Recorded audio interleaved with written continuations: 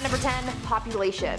It's pretty messed up just how many slaves there were in ancient Rome. In their society, wealthy people owned dozens, if not hundreds of slaves to do their menial work. In ancient Rome, anyone could be sold into slavery. No matter your race or background, if you could work, you could be bought and sold. Historians believe that about 90% of the free people in Italy by the 1st century BCE had ancestors who were slaves. At one point, the Roman Senate debated having slaves wear uniforms to be able to distinguish them from the rest of society, but they ultimately decided against it when they realized just how many slaves there were. One ancient Roman politician once said, quote, "It was once proposed in the Senate that slaves should be distinguished from free people by their dress, but then it was realized how great a danger this would be if our slaves began to count us." End quote. They literally couldn't afford to let the slaves know how many other slaves there were, because if they would have known they outnumbered the other members of society, this could have led to a revolt. I mean, there were slave revolts regardless, but we will get to that later. At number 9,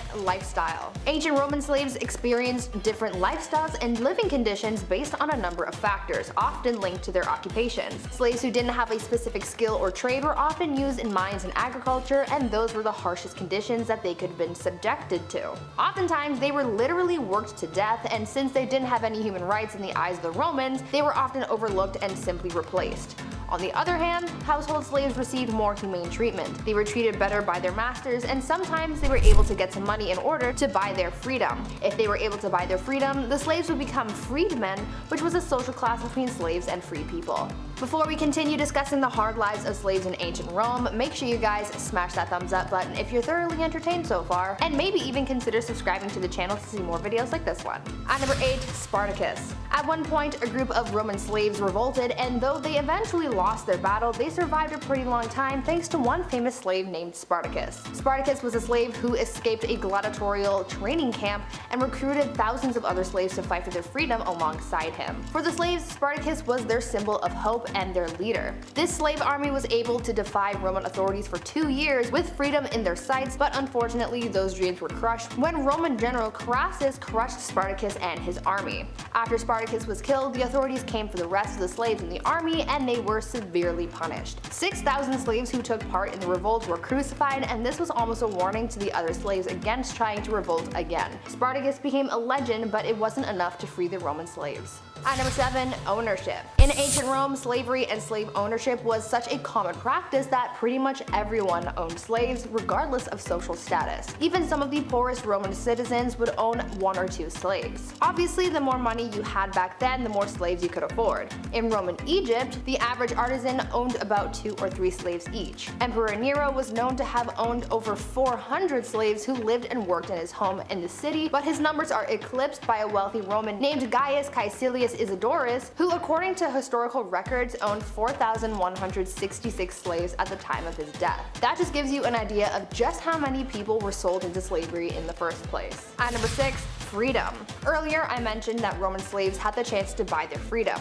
It was a lengthy process, but this gave a lot of slaves hope for a better life. Things weren't always better after buying their freedom though, and many of them sold themselves back into slavery because things were tough. The process of buying your freedom as a slave was called manumission. This could be achieved in a number of ways. Slave master could grant their slave freedom as a reward for their service and loyalty. The slave could pay their master a sum of money to be freed, or sometimes a slave master could just find it convenient to let their slave go. Most slave masters who chose that last option to free their slave for their own benefit were merchants who needed someone to be able to sign contracts on their behalf, and since slaves weren't allowed to represent their masters from a legal standpoint, they would be freed, but would still work for their master. You also had to be over the age of 30 to buy your freedom, so if you were lucky to live that long, then there was hope of being freed, but with the average life expectancy in ancient Rome being about 28 years or so, and with the living conditions of many slaves, they would be lucky to get that opportunity. At number 5, demand. In ancient Rome, there was an incredibly high demand for slaves, but since there were so many slaves in Rome, there was always work for them. Oftentimes, people sold themselves or their children into slavery in order to pay off their debts, so when it came to being bought, that came pretty easy. Other than public office, slaves were used for almost every activity in ancient Rome. The most common slave trade was mining because workers were always in demand, mostly due to the high level of danger that came with the job,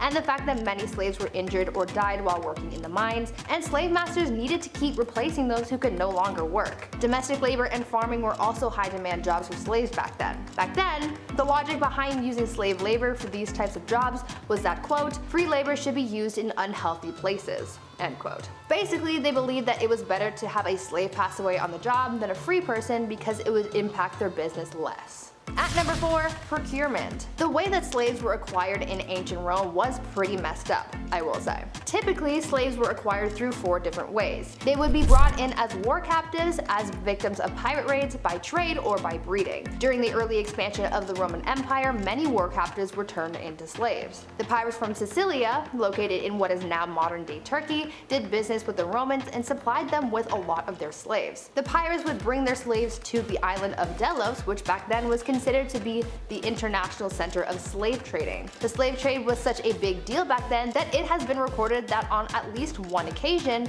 10,000 people were traded as slaves and shipped back to Italy in one day. This was a big business opportunity for a lot of people, but of course no one ever considered the lives of the people they were buying and selling. At number 3, fugitives. As you can imagine, life as a slave in ancient Rome, or at any period of time, wasn't easy. Living conditions were poor, it was dangerous, and no one should ever be treated like that or used for free labor. Many slaves have been known to escape, and obviously the same went for those in ancient Rome. Slaves running away from their masters was a common thing back then, and to deal with it, slave owners would hire professional slave catchers to hunt down, capture, and return the escaped slave back to their owner. For slave owners who wanted to take matters into their own hands, they would advertise rewards for those who could return their slaves, or they would just try and locate their slave themselves. Some slave owners had ways of preventing their slaves from getting away, like using collars with instructions on where to return the escaped slave, much like a dog collar, which is just dehumanizing. At number 2, revolts. In Roman times, slave revolts were pretty common.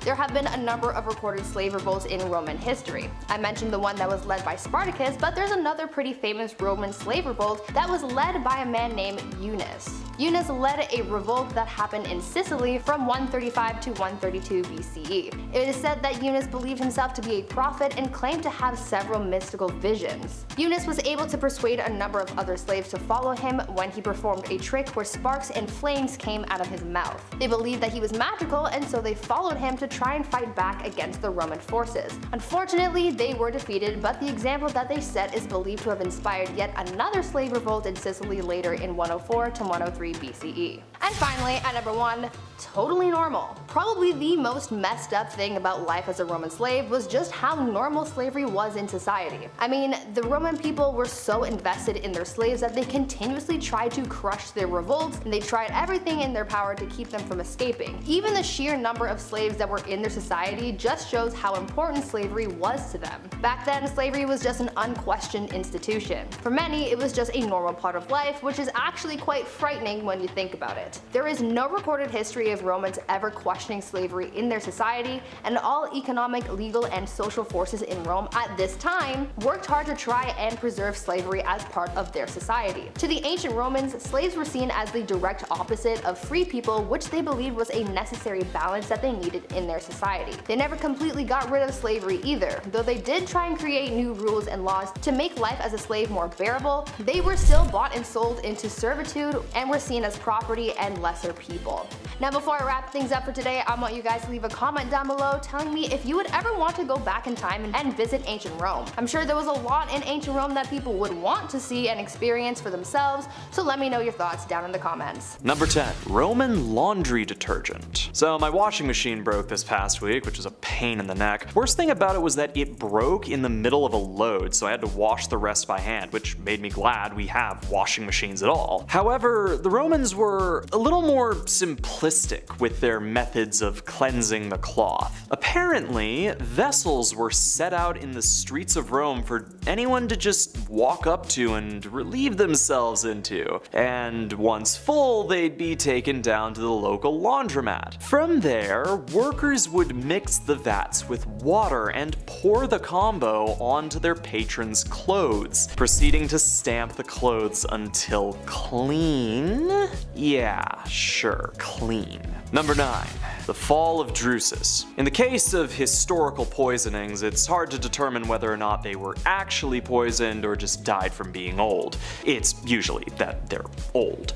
But in the case of Drusus, the evidence was a little bit more clear. See, Drusus Julius Caesar was set to be the heir to Tiberius due to familial relations. His buddy Sejanus would have normally been the one to get the title, but blood is thicker than water. As a result, Sejanus tried to marry his daughter to Drusus' son, but that fell through. Sejanus was still determined to become the heir to Tiberius by whatever means necessary. This led to the two infighting frequently, and Sejanus eventually managed to seduce Drusus' wife, Livilla, who aided him in poisoning her husband, slowly killing him in a way that appeared to be natural, and he got away with it. Sejanus continued to rise to power until his sudden and brutal execution, which was later revealed to be due to someone leaking the truth about his rise to Tiberius. Man, this just needs to be a telenovela. Number 8. Decimation. You've likely heard the term before, used to describe the impact of some tragedy or another. However, the word actually has its roots in the Roman military, though its origin is a little different from how you might imagine. See, as I'm sure you know, the Roman military was infamous for its discipline and strategy. But if you've ever worked in any space with more than 10 people, you know it's hard to keep everyone in line. So how did the Romans do it? Simple. If one squad member screws up, the entire unit gets the punishment. Decimation roughly translates to removal of a tenth. The cohort would be divvied up into 10 groups, and each group would draw lots. The group with the shortest straws were then executed by the other 9 by whatever method was determined by their commander. The 9 of the surviving groups were then made to survive off barley, and if they had to relieve themselves, it would be outside of the camp's security. You know what? Maybe the military life just ain't for me. Number 7. The Crassus cocktail. I love a good drink at the end of the day. Just getting a little mix here and there, it's just so fun. Ooh, if it's good, man, just caps off a hard day of work. It seems like Crassus was a man of similar taste, a general and a statesman who'd earned the title the richest man in Rome. Dude ran a bunch of wars, serious campaigns, and his last was against the Parthians, primarily because he was just kind of bent out of shape that the other generals were outshining him in the field. Unfortunately, Crassus's forces were absolutely slaughtered, and when his son Publius ended up being one of the casualties of war, Crassus went to parley. Negotiations went sour, and he and his entire party were wiped out. Apparently, after such a rough day, the Parthians figured that Crassus could use a little something to take the edge off, so they had him take a sip of molten gold. Fun fact, the melting point of gold is about 1064 degrees Celsius. Yeah, that'll have a kick. Number 6. The fall of Emperor Valerian.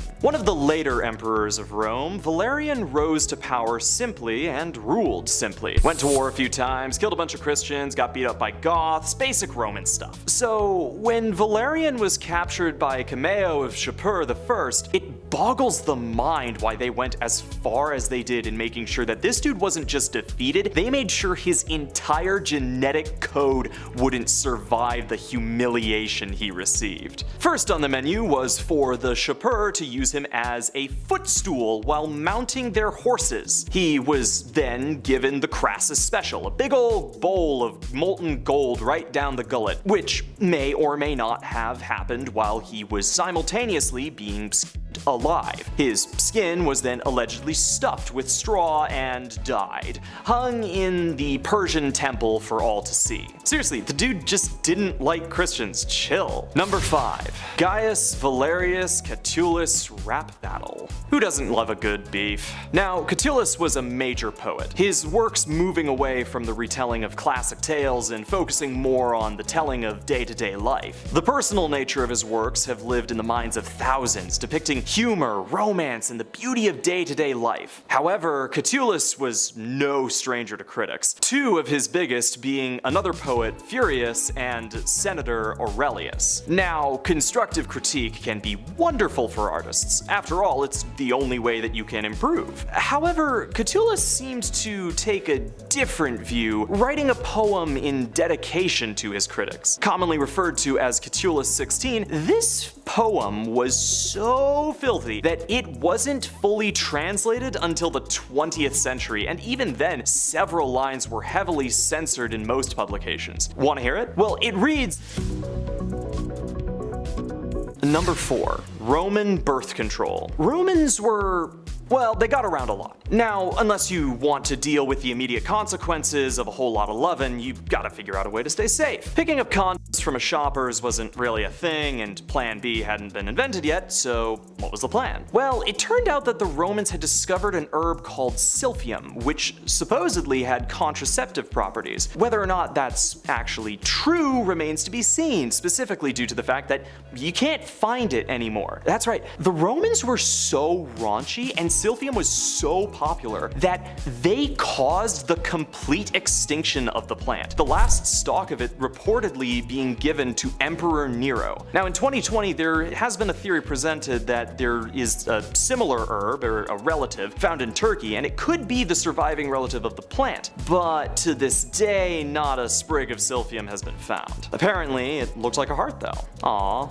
ecological devastation. Number 3. Roman baths. The terms made its way around. Roman baths are synonymous with the country and culture as a symbol of civilization. But you've listened to enough of this list so far, so you can probably figure out where this is going. See, while Romans were known for their hygiene, urine laundry aside, they were usually pretty nasty when it came to bath time. Soap wasn't really a thing, so the baths were basically just huge vats of oil that they just slather up all in there. Now these oils were perfumed, but they were also reused frequently and were washed off using a strigil, a sort of scraping tool, so just spoon the dirt off. Ugh.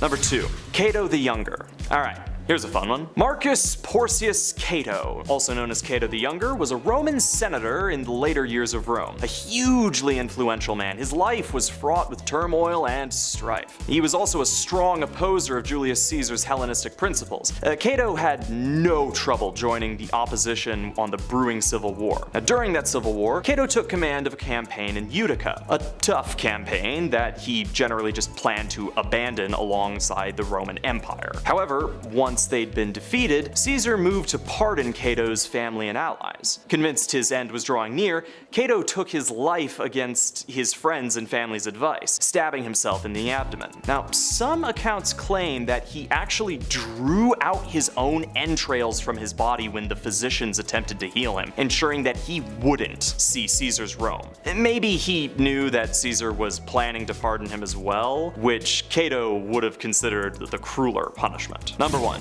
Caligula's horse. We'd be remiss not to talk about the antics of Emperor Caligula. Famed for his strange ways, one of the greatest legends of an already infamous emperor was his attempt to have his favored horse, Incitatus, enlisted as a consul. According to Suetonius's Lives of the 12 Caesars, this horse was dressed in lush finery, inviting dignitaries to dinners, and according to Cassius Dio, the horse was fed oats mixed with gold flakes and also possibly a priest. Now, a lot of this is left up to debate, and a number of historians will argue that this was nothing more than a prank at the expense of the Senate. While never officially made a consul, this horse has lived on in infamy, inspiring a number of fictional depictions in modern media, including the metal band Caligula's Horse. Regardless of the official status of the horse, the truth seems to be that this was nothing more than an attempt to mock his senators, but what a method of mockery. Number 10.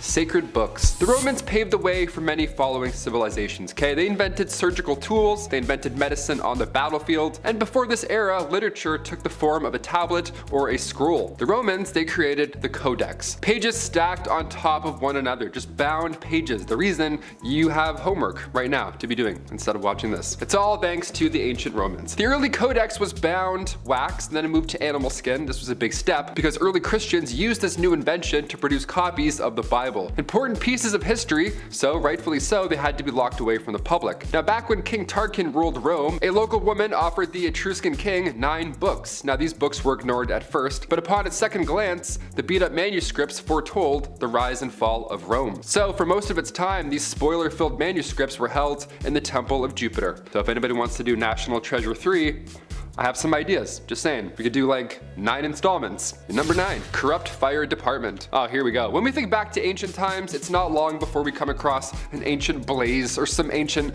wild tragedy where you're like, oh my god, how did that even happen? Something that reminds you that it wasn't always a party, okay? It was rarely a party, in fact. When we think of Julius Caesar when regarding the leadership of Rome, we often forget Marcus Crassus. He was powerful and full of bright ideas on the sidelines. Marcus ran the fire brigade. A lot of open fires, a lot of accidents happening at this time, so of course we need responders. But back then, these officials arrived on site to this blazing emergency, but before helping out, Crassus would demand the owner sells their property to him first. Yeah, watch it burn or sell it for a not so handsome price. The choice is yours. And also you have 38 seconds to decide. TikTok. Number 8, ancient drag. I'll respect a girl's night out, okay? Always. I get it. My guy friends have ruined most nights out that I've had in the city. Because guys are dumbasses. That's a fact. Ancient Romans were ahead of the game with this one as well. That's why they made the festival of the good goddess women only. Yeah, statues of men weren't even allowed to partake. Statues depicting men at this festival had to be draped. Yeah, none of us were seeing anything. But then in comes Mr. Jealous, Mr. Ancient FOMO himself. Enter Publius Clodius Pulcher, okay? This man disguised himself as a flute lady, but when he didn't play the flute, and also wasn't a lady, and also nobody knew him, it was a little obvious that an intruder was present. A trial soon followed and the festival was then suspended. See, guys ruin the party, even in ancient Roman days. This dude's like, nah, I'm gonna go ruin it. Number 7, sewer goddess. I love reading about ancient gods. It's my favorite topic. The Roman god of manure and fertilizer, for example. Where was that one in Hades? That would have been helpful. I would have beat that game in 8 minutes flat with him. The god of toilets. There's one we can't forget about either. Crepitus, okay? Every day we have to thank the god of toilets, right? If you haven't today, go ahead and thank them. The Romans regarded Glossina as the goddess of the main drain. The literal main drain to the city of Rome, all this water. This goddess was Glauca Maximum, aka Big Drain. Eventually, this god was affiliated with Venus, the goddess of beauty and love. Yeah, love me some big ass drains. Nice. That's a lie, actually. As a kid, I was so afraid of the bathtub drain. I would pull it and then just immediately high jump out of the tub. I don't want to get sucked down like Ant-Man. Know what I mean? Number 6, death before combat. With most of these Roman gladiators, they're trained, they understand a specific style of combat, and they're paired with an opponent that's somewhat equal. And then hundreds of people go, yeah, and they bet on you, and then see blood and stuff. It's horrible. But not all these gladiators are UFC fighters, okay? Not all of them are Kurt Russell and handsome. No, a great amount of these gladiators were criminals who were forced to fight each other in the name of entertainment, or they were slaves. Yeah, these prisoners of war were not really on board with fighting a lion with a dagger, believe it or not. They understood this was a one-way trip most likely, so many of them took their own lives before the combat even begun. This one story is quite haunting, but it makes total sense, sadly. 29 prisoners, they were all set to fight these crazy animal battles in front of thousands, but they all strangled each other. They all took each other's lives with their bare hands because that was easier to them than walking into this nightmare publicly. That's horrible. The reason this was the easier choice to make, sadly, was because saying no to the combat or to the games would just lead to an even more painful public execution. So it's a lose-lose, sadly. They sucked. Number 5, loincloths. Going back to ancient Roman and Egyptian times, here we go, 2 for 1. The loincloth was of course used by all. Either that or you would just be naked. I found this neat step-by-step on how to make your own loincloth, and I tried it, and it's way more complicated than I could have ever imagined, okay? We don't have a lot of archaeological evidence because these linens barely made it through a decade, obviously. There's not a lot of bones in them that would hang out over these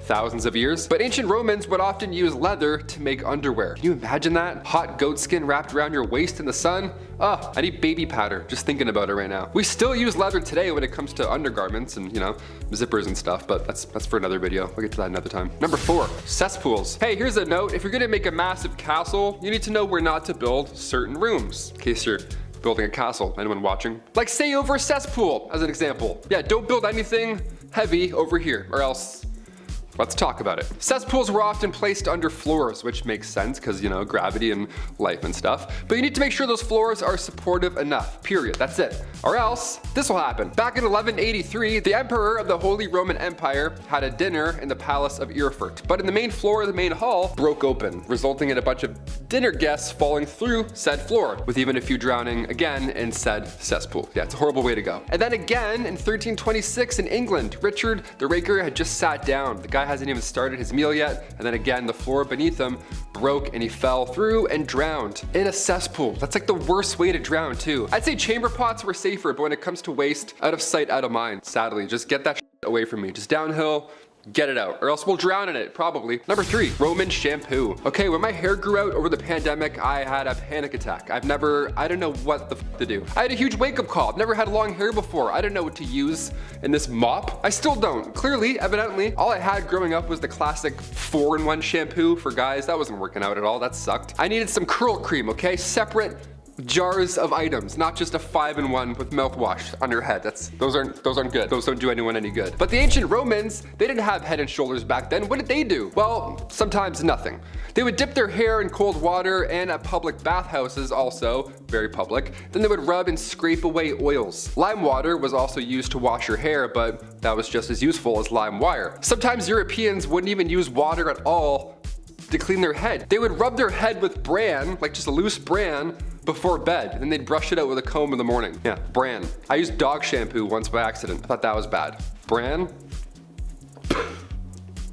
Be so itchy, I wouldn't sleep a wink. Number 2, ancient socks. Somebody got me socks over the holidays as a gift, and let me tell you, last year, I became a man. I was like, thank you, I actually love this. This is now the best gift of my life. Socks and lip balm, that's it. I don't want a PlayStation, get lost. Socks in ancient Greece, first of all, they weren't, the ankle socks. There weren't Vans skateboarding socks. There weren't the weird grippy ones that kids have. Where were those growing up, first of all? Not even close. Socks came around in the 8th century BC, and it was made fresh from animal hairs. This led to Romans tying animal skins around their feet, and then, tying it more and more and more and higher. Anything to keep it there. Now cut to the 2nd century AD in ancient Rome, the sock game finally got real. Romans began using fabrics instead of animal skins. It was now softer, it was lighter, and then later in the 5th century, socks were worn only by the most holy, which is kind of ironic because socks have holes in them. You get the joke, there it is. Socks were associated with the church. They were considered a symbol of purity. Socks would go all the way up your leg back then. Like I said, a little different than the New Balance ankle socks we got today. A little less holy. Finally, number 1, public bathhouse. This last one, okay, we haven't moved on from this at all. That's why I wanted to finish this list. Nice little fresh, fun reminder from Taylor McWaters. Here we go. We still bathe together, a lot. We go to water parks and we swim around in pools filled with pee. Ancient Roman bathhouses were the older, slightly yuckier versions of water parks. They would literally spread intestinal parasites. They were actually way worse. And these massive rooms with giant pools just lie disease, nude. There were dicks and everyone was sweaty and it was all tight and there was no filtration system. It was like an indoor hot tub without the pumps or the salts. It was gross. The Romans were literally figuring out sewage systems at the same time, which I of course mentioned earlier, but they were also the first to create heated public baths. Yeah, my above ground pool wasn't heated, but the ancient Romans, they had heated pools. Great, I gotta send an email to my dad this afternoon, now I'm pissed. The archaeology and anthropology department at Cambridge discovered that Romans brought lots of parasites to Europe. Yeah, the fossilized feces showed that these heated, relaxing, rejuvenating bathhouses nearby were all but. Yeah, they were horrible. They were just spreading hot disease, coming in hot. I don't mean to undermine the ancient Romans. To be fair, they also brought with them lice and fleas. Ayo, this one for the road. Number 10, 3 fights and a funeral. This first point is still up for debate as many historians are still trying to confirm how this whole gladiator thing started, but one possible launching point for these bloody Olympics was a blood rite at funerals. They served as a kind of violent eulogy, so instead of standing up in front of the mourning families and reading, I don't know, like a haiku or a poem, they fought out their feelings. Healthy. When esteemed aristocrats died, families would hold bouts between slaves beside the grave, like right there. Front row seat for the corpse. This was to demonstrate the virtues that were demonstrated by the dead in life. This presentation of blood in battle also could have stood in for human sacrifice. As you can guess, the tradition would gather quite the crowd and eventually evolved into the epic gladiator battles we know today. Julius Caesar, for instance, organized a massive gladiator fight between hundreds of warriors to honor the death of his father. By the end of the 1st century BC, the gladiator games were state-funded and much, much larger. Number 9, no heckling. When the Colosseum was built in 80 AD, about 50 to 80,000 fans of Roman combat, they would pour in. The energy was high. This was their only source of entertainment, really. They weren't watching The Witcher season 2 back then, so they had to do this. So some fans would get so into the action that they of course would heckle. Well, just like a comedy show, they too can hear you heckle. You're throwing off their entire performance and that's a no-go. Today, a 21-year-old usher will politely ask you to keep it down, but in Roman Colosseum days, you don't don't get a warning. One of Rome's more violent emperors, Domitian, was pretty die-hard when it came to the Colosseum and the games. So much so that one day, a guy in the crowd heckled a gladiator, probably talked smack about his oiled up abs, or, smile. That's always a fun one, we hear that a lot. So Domitian had him pulled from the audience to the center of the arena where a group of aggressive dogs finished him off. How terrifying is that? No heckling, ever, even now, stop. Hey Taylor! Yeah? Stop!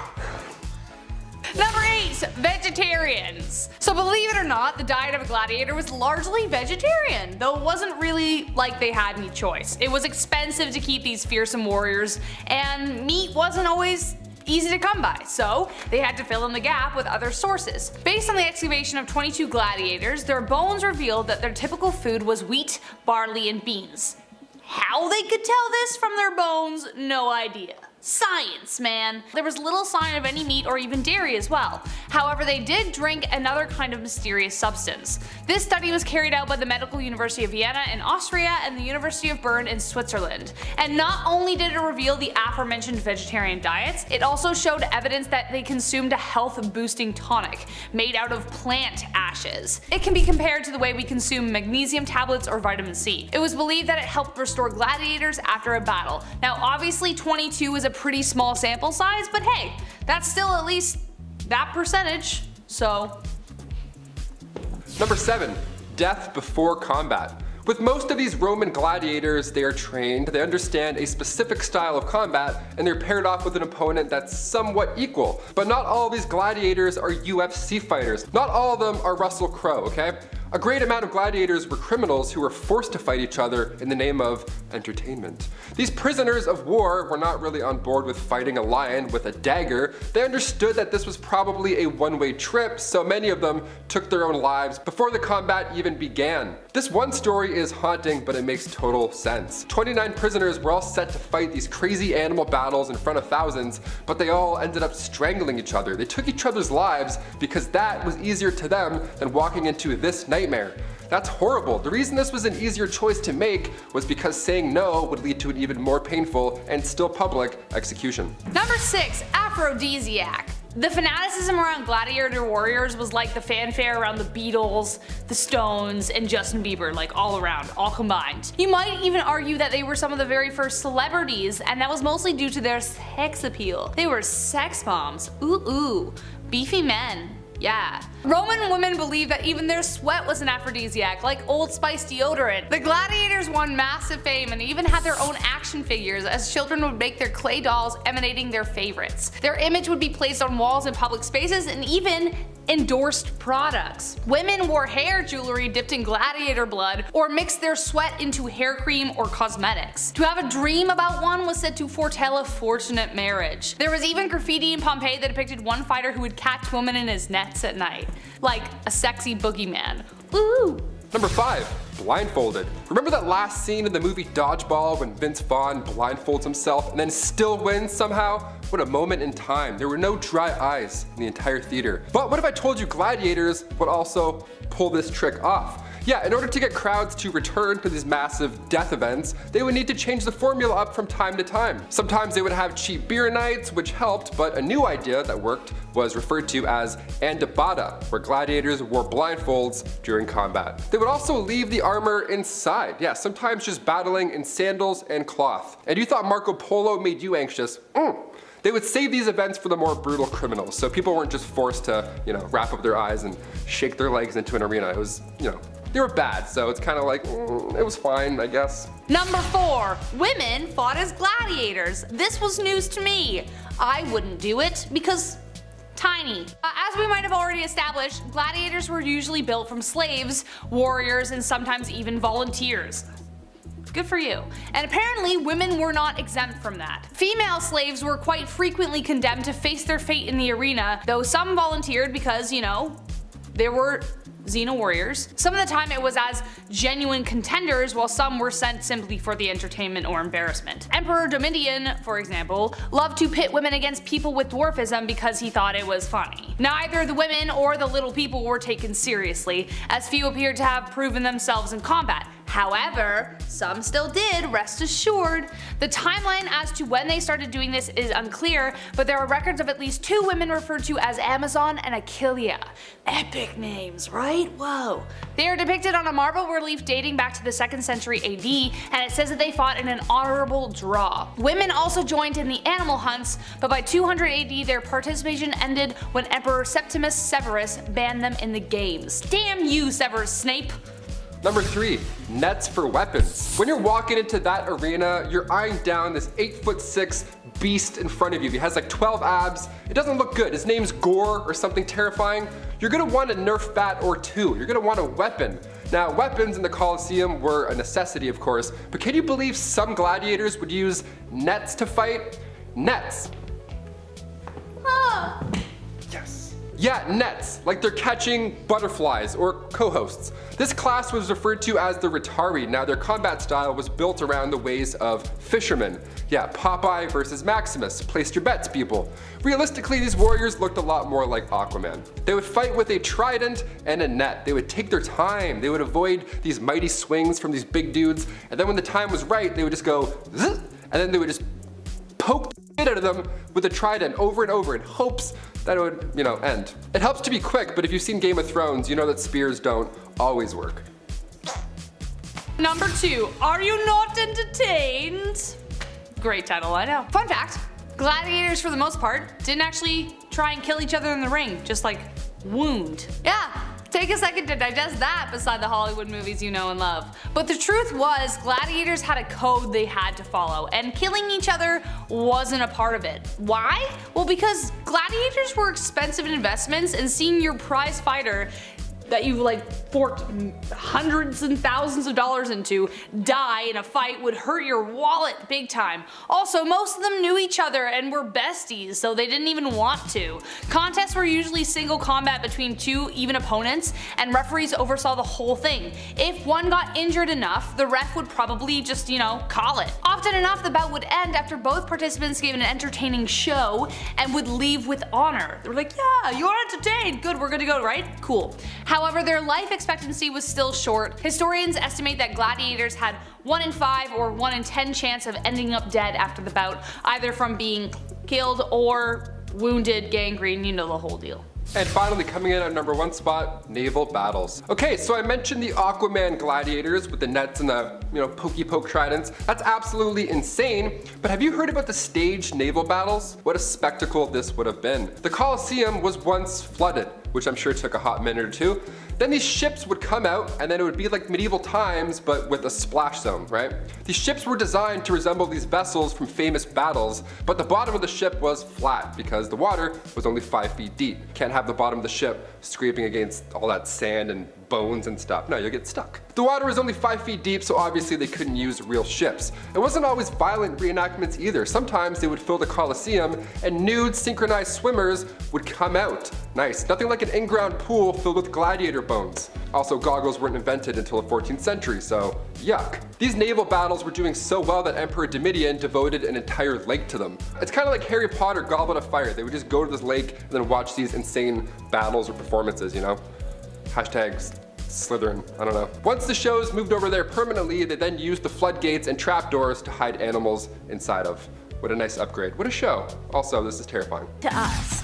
Let's start with not consummating our marriage. In the Roman Republic, there was a custom saying that if the bride was a virgin, her husband should only sleep beside her or holding her without having intercourse for at least the first night of the marriage. The aim was to give the woman a chance to get used to the new situation, especially since marriage occurred young, and I cannot emphasize this enough, but women were raised to be very, very, very good mothers and housekeepers, but they were never actually raised to be lovers or partners. It's why so many societies in history we've seen abundance of brothels and working girls, and a widespread acceptance of men seeking out infidelity. Their partners couldn't suit their needs because they didn't know how, but women without the job of being their wives could. Unfortunately, this very sweet just cuddle first night practice degenerated over time. Some men forced themselves on their wives. The custom disappeared thanks to the male ego, and everybody agreed on the whole intercourse during the first wedding night thing. So a newfound tradition took root. Before the consummation, maybe a day or so before the wedding or the day of, a Roman woman would have to go through the process of deflowering. In order to do that, she was taken to the Montanus Tutanus temple on Vielia, where she would sit on the rod of Martinius Tutanus, the marriage deity. Anyways, after sitting on it, she doesn't have to do anything more than that if she does not want to. The bride-to-be was successfully deflowered, and she was able to go have intercourse with her husband later. This strange custom supposedly derives from the Romans' belief that the first penetration being with the deity would guarantee fertility and healthy children. Next up is a poisonous cocktail. It was named after the maker of the poison, Mithridates the Great, whose father had been smoked by poisoned food at a banquet. Between that and the plots his mom and bro devised against him, Mithridates began a long process of gradually administering himself incrementally larger doses of all the poisons, toxins, and venoms he could find, in hopes of slowly building up his immunity against them. The blend was known as Mithridatium. Seeing as he lived into his 80s, homeboy may have been onto something, and it seems that other Roman leaders agree with me with that. The story goes that assuming that he was now invulnerable to all threats, the young king became belligerent and power drunk, and in 88 BC launched an ultimately flawed campaign against the entirety of the Roman Empire, and it turned into a war that lasted 25 years. Mithridates eventually loses and flees to the Armenian countryside with one of his guards. Knowing that if the Romans found him alive, his kingdom would fall, Mithridates reportedly attempts to poison himself, but he's immune. Instead, he's forced to demand his guards stab him to death. In an attempt to ensure that he could not be killed by poison, Mithridates had apparently guaranteed himself a bloody and violent death instead. Naturally, Roman emperors got a hold of this poison mix and followed suit in his path. But that's not all they're willing to consume. Next is piss for everything. Where we see a porta potty, the Romans see dollar signs. In Rome, most of the citizenry's sewage ended up in the Cloaca Maxima, one of the world's earliest sewage systems. From here, urine was collected and thanks to its ammonia content was sold as a chemical used in laundry and tanning leather. Aside of Rome itself, full-ons, Roman dry cleaners, would visit the toilets and collect urine as well. Pause. How did they separate the urine from the feces? Was there certain toilets for certain ones and pipes that kept them separate? Or was it all one chute and they strained out the solid matter? In which case that would be a lot more than just pee in that liquid. But let's not go down that rabbit hole that I don't want to think about. Urine became such a big business that Emperor Vespasian, who ruled from 69 to 79 AD, began taxing it. When his son Titus complained of the disgusting way his father was making coin, Vespasian told his son to smell a gold coin. Then he asked him if it stank. When his son replied that it didn't, the emperor replied, "Yet it comes from urine." Oh, call that dirty money? You just got owned, son. Even Emperor Nero passed the urine tax, which everyone had to pay if they want to use a public bathroom. So what else are they using it for? Mouthwash for whitening your teeth, growing juicy fruits like pomegranates and citrus, washing their togas, curing diseased animals, fertilizing lands, tanning leather, or their own skin. No shortage of piss potential in Rome. And speaking of bathrooms, the ancient Romans took explosive diarrhea to a whole new level with blowing up the bowl. Almost every city in ancient Rome had large public latrines, let alone any of average size or small size. In the Forum of Julius Caesar, for example, archaeologists discovered a latrine with 50 toilets. Like other latrines in ancient Rome, Caesar's had heated floors. In general, many had marble paneling, mosaics on the floor, and even decorative statues. Yet when you enter a Roman toilet, this social and cultural hub of conversation and laughter and strained faces, there was a very real risk you would die. The first problem was creatures living in the sewage system: snakes, scorpions, octopuses, and clawing rats, which would claw up and just bite or whack people on the ass while they did their business. Worse than that though, unlike today where we flush and walk away, they had to fear the methane buildup, which sometimes got so bad that it would ignite and explode under you. Sitting and doing your thing one moment turned to paste, obliterated against a stone wall the next. Toilets became so dangerous that people resorted to magic to stay alive. Written spells meant to keep toilet demons at bay were found on the walls of bathrooms. Some, though, came pre-equipped with statues of Fortuna, the goddess of luck, to guard them. And many of these good luck charms were the Ficinius. Pant snake, elusive sausage, a Jimmy, a Peter, you get my point. These bad boys, big, small, uncut, or cut, were seen everywhere. Hung in doorways, made into sun catchers or wind chimes, candles, jewelry, just about anywhere the Romans could slap a peewee, they did it, and they believed it to ward off evil spirits and the evil eye. Obviously, they didn't share our modern skittishness towards the male member, let alone nudity. It was fairly common to see the everyday Roman man walk around with a copper dong on his necklace, seeing as they were believed to prevent harm from coming to people who wore them. Good luck peni were also drawn on safe places to keep travelers safe. Sharp curves and rickety bridges in Rome often had dongs drawn on them to grant good luck to every passerby. The volcanic eruption that buried Pompeii left it wonderfully preserved for archaeologists, who when they got their first look at it, found things that were so obscene they hid them from the public view for over 100 years. Pompeii was filled with art that was so filthy, it was like a physicalized prehistoric Brazzers.com. To this day, you can walk through Pompeii and see a sight that Romans would have enjoyed every day. Dinglings carved into the road, with the tips sometimes emitting a droplet, pointing the way to the nearest brothel. In ancient Rome, it wasn't your everyday Italian cuisine, it was more like boiled bird and brains.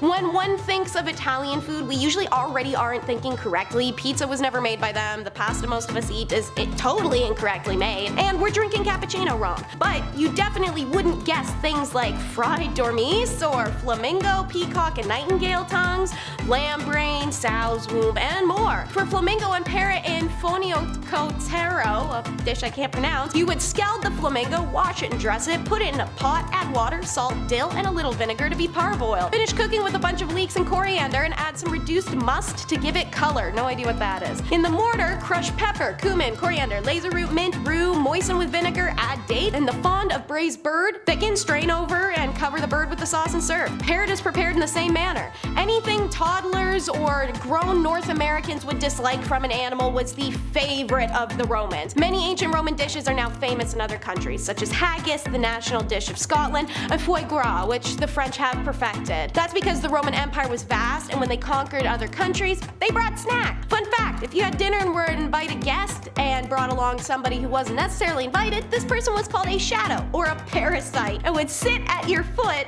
the whole meal. They were expected to bring witty banter and conversation to help compensate for their free meal.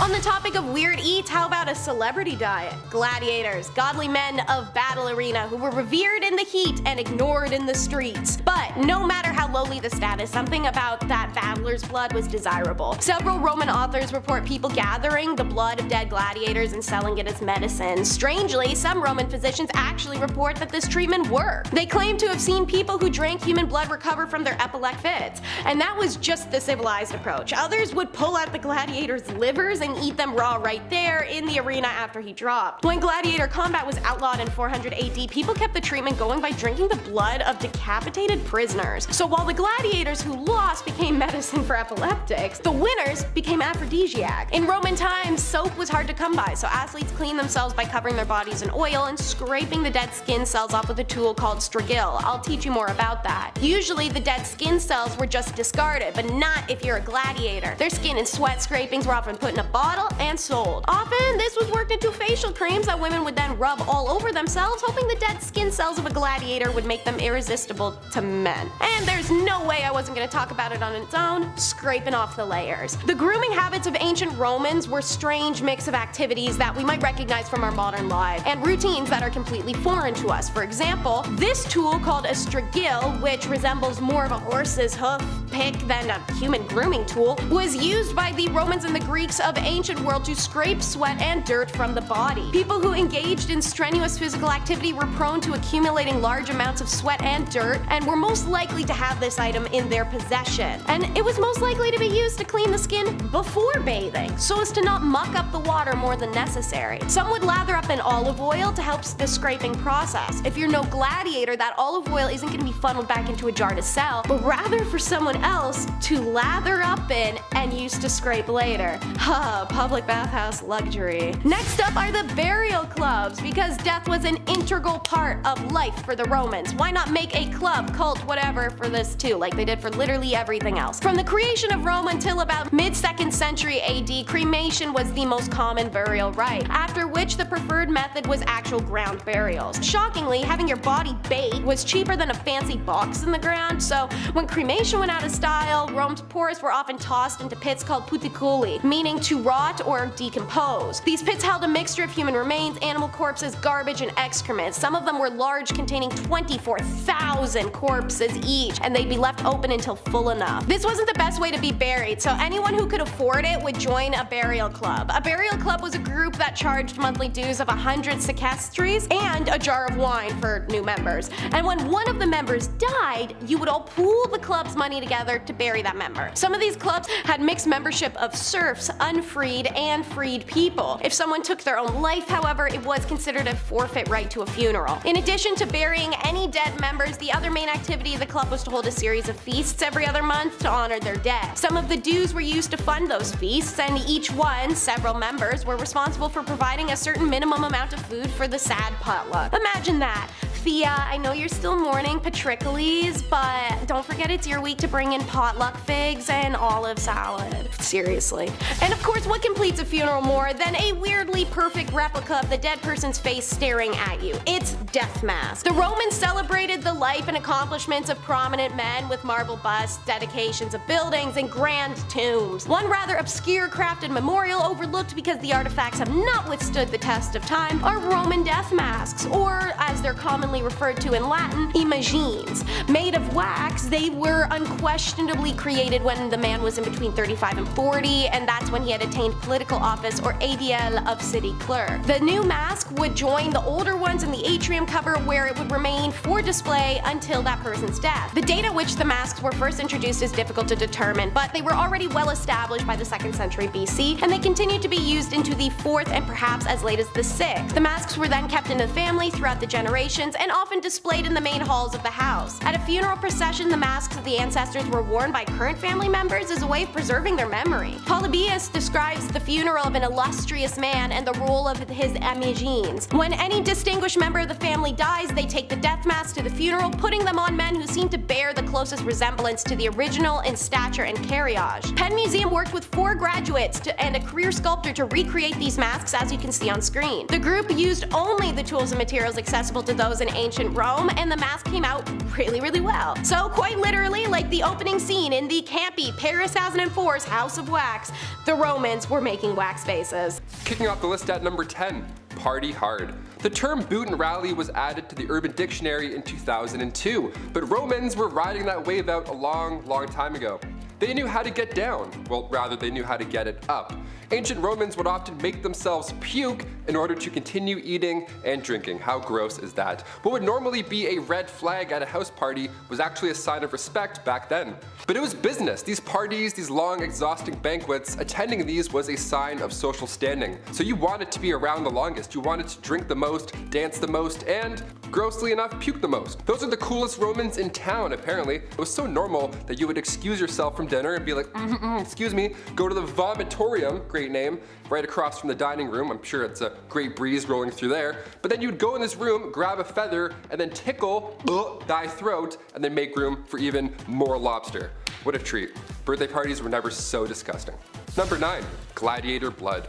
When Charlie Sheen started talking about drinking dragon blood, everybody looked at him like he was insane, rightfully so, but back then if you boasted about drinking gladiator blood, well, you were on the right track. Ancient Romans believed that gladiators had the literal heart of a lion, and to be fair, they were in immaculate shape. With all that long hair as well, I don't blame them. So the thought process here, being extremely superstitious, was that if you drank gladiator blood, whatever disease you had, it would soon be cured. So these Roman physicians would tell their patients with epilepsy to chug some warrior blood, like you're a vampire. Apparently it worked, like some of the time. Never really, not really. I wouldn't recommend this, don't do this. Number 8, you're in trouble.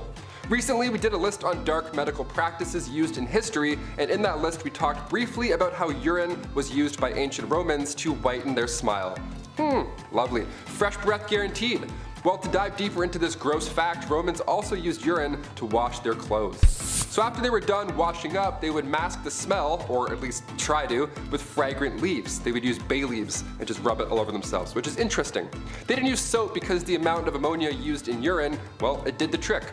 Lye was also used to clean clothes at this time, but it was too pricey. So plan B was to head down to the Folones, the ancient laundromat, where everybody would just catch up and stomp on their, urine-filled clothes. Again, the smell is probably not that pleasant. Number 7, Roman art. If you've seen Superbad recently, this next one will ring a bell.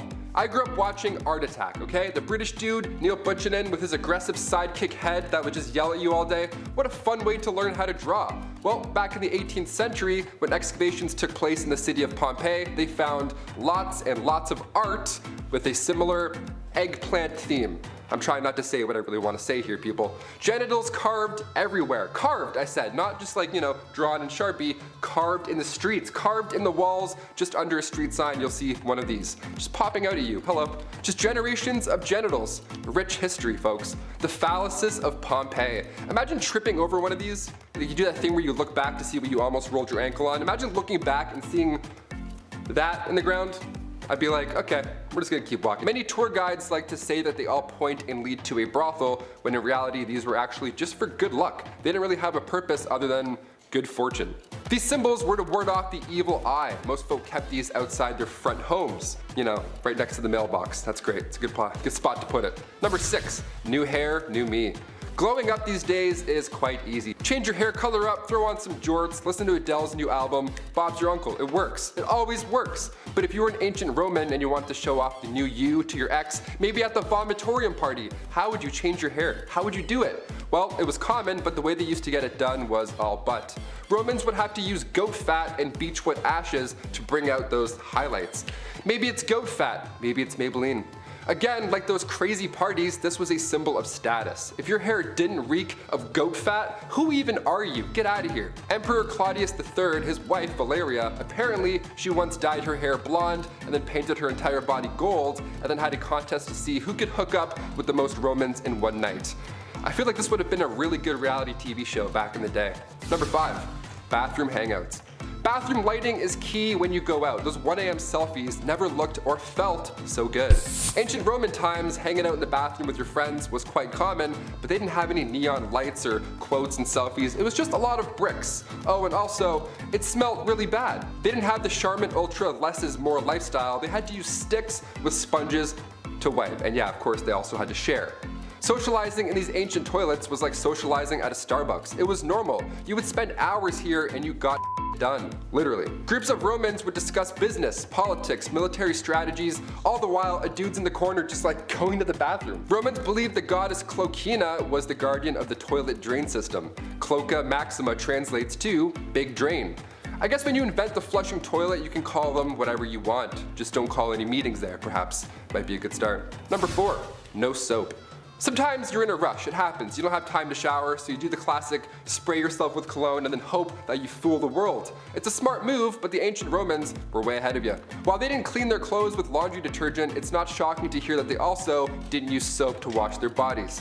Instead, they rubbed perfume oil all over themselves to get rid of sweat and all that jazz, but later on, once that oil had dried up, it was then removed with a wooden wedge or a spatula-like tool called a striggle. The world's most painful loofah, sign me up. Dirt and sweat would get stuck to this oil and then subsequently just peeled off. So it did work, but it took a little more time than our usual showers nowadays, our 5-minute rushes before work. For Romans who were well off, this was a whole event. There were several assistants you could pick from all these fancy and fragrant oils. It was slow and sensual. How was anybody ever on time back then? Number 3, all the poison. There's always the one kid who's allergic to nuts on your flight. And it's horrible, now nobody gets nuts on this flight. It's tragic, really. Research shows that feeding infants peanuts or peanut products when they're around 4 to 6 months old can prevent a peanut allergy. But Roman emperors had their own way of achieving immunity. It was common for Roman kings to seek out and then consume a small amount of each known poison because they thought at the end of this grueling trial you would become immune to them all. It was a hot blend called Mithridatum, named of course after the poison's creator, Mithridates the Great. He lived until he was 80, so maybe these potions that he created might have actually worked. The world's first vaccine, perhaps. Number 2, thumbs up or thumbs down. Giving somebody a thumbs up after they've done something, it feels nice. You're like, yeah. Even a sarcastic thumbs up, use those when you get cut off in traffic. In the hit film Gladiator, there's a scene where Joaquin Phoenix's character gives Russell Crowe's character a thumbs up, and in turn he lives, and then we watch cinematic redemption. In real life, ancient Romans used these thumb signs to determine a gladiator's fate in the Colosseum. It was referred to as pollice verso. It's the Latin term for a turned thumb. The crowd would vote if a gladiator should die or not, which is also insane. It's like America's Got Talent, but like insane. While it's nice to receive a thumbs up after doing something today, if you got a thumbs up or even a thumbs down, it meant your days of living have come to an end.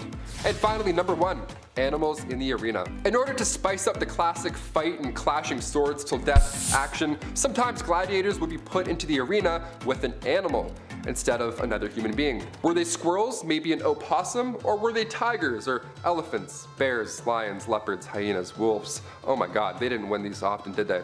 Animals were very expensive, so they weren't used all the time, but the organizers of the battle would go all out for the fights if they did include them. Like Logan Paul vs. Mayweather, it's a big social event. Most animals who were used in these great battles unfortunately didn't make it out alive. That's the horrible part as well. I'm a big animal lover, so much so that I'm rooting for the elephants in these fights while reading up about this. This led to another important factor down the road. People loved when animals were included, that eventually trade in exotic animals started taking place.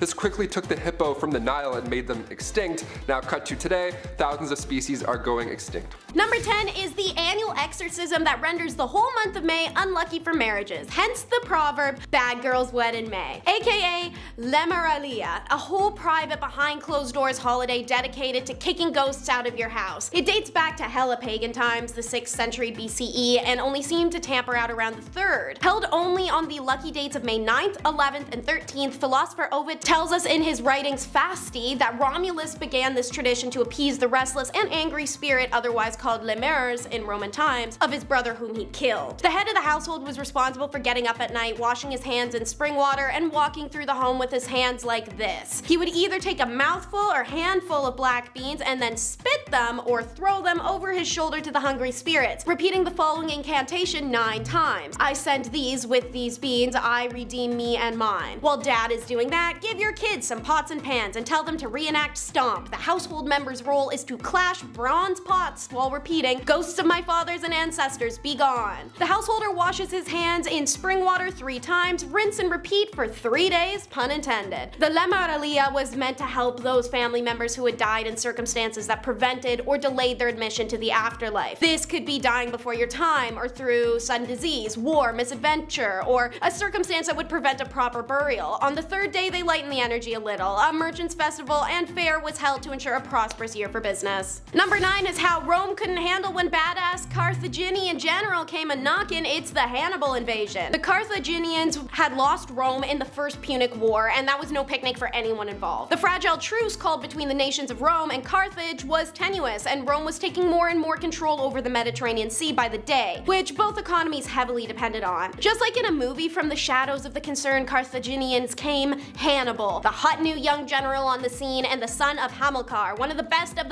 Carthaginian generals. Now, in the wake of his father's death, with the Roman rage train rolling and something to prove, Hannibal forms his own plan, one that became known as one of the most significant historical events of ancient Rome. They would come to Italy and descend from the Alps. In the spring of 218 BCE, Hannibal led one of the biggest military journeys in history, and what would follow was a series of increasingly catastrophic disasters for the Roman Senate. The first major pitched battle at the river Trebia in December of 218 saw over half the deployed Roman forces eradicated. The Roman consul Flaminius overreacts and pursues Hannibal's army into the hills of Lake Trasimene in June of 217, where they're ambushed and a total of 15,000 Romans are killed. Now, a consul is dead and a significant portion of the army is gone. Instead of recollecting calmly, Rome continues to panic, and the newly elected consuls are given 20,000 Roman men each, as well as 40,000 supplementary troops from Roman allies, stocking an army of around 80,000 men. Imagine being a civilian right now, just everyone is being called for draft men every day, they leave en masse, never return. It's with these forces that the consuls confronted Hannibal at the Roman supply base Cannae, where he had taken.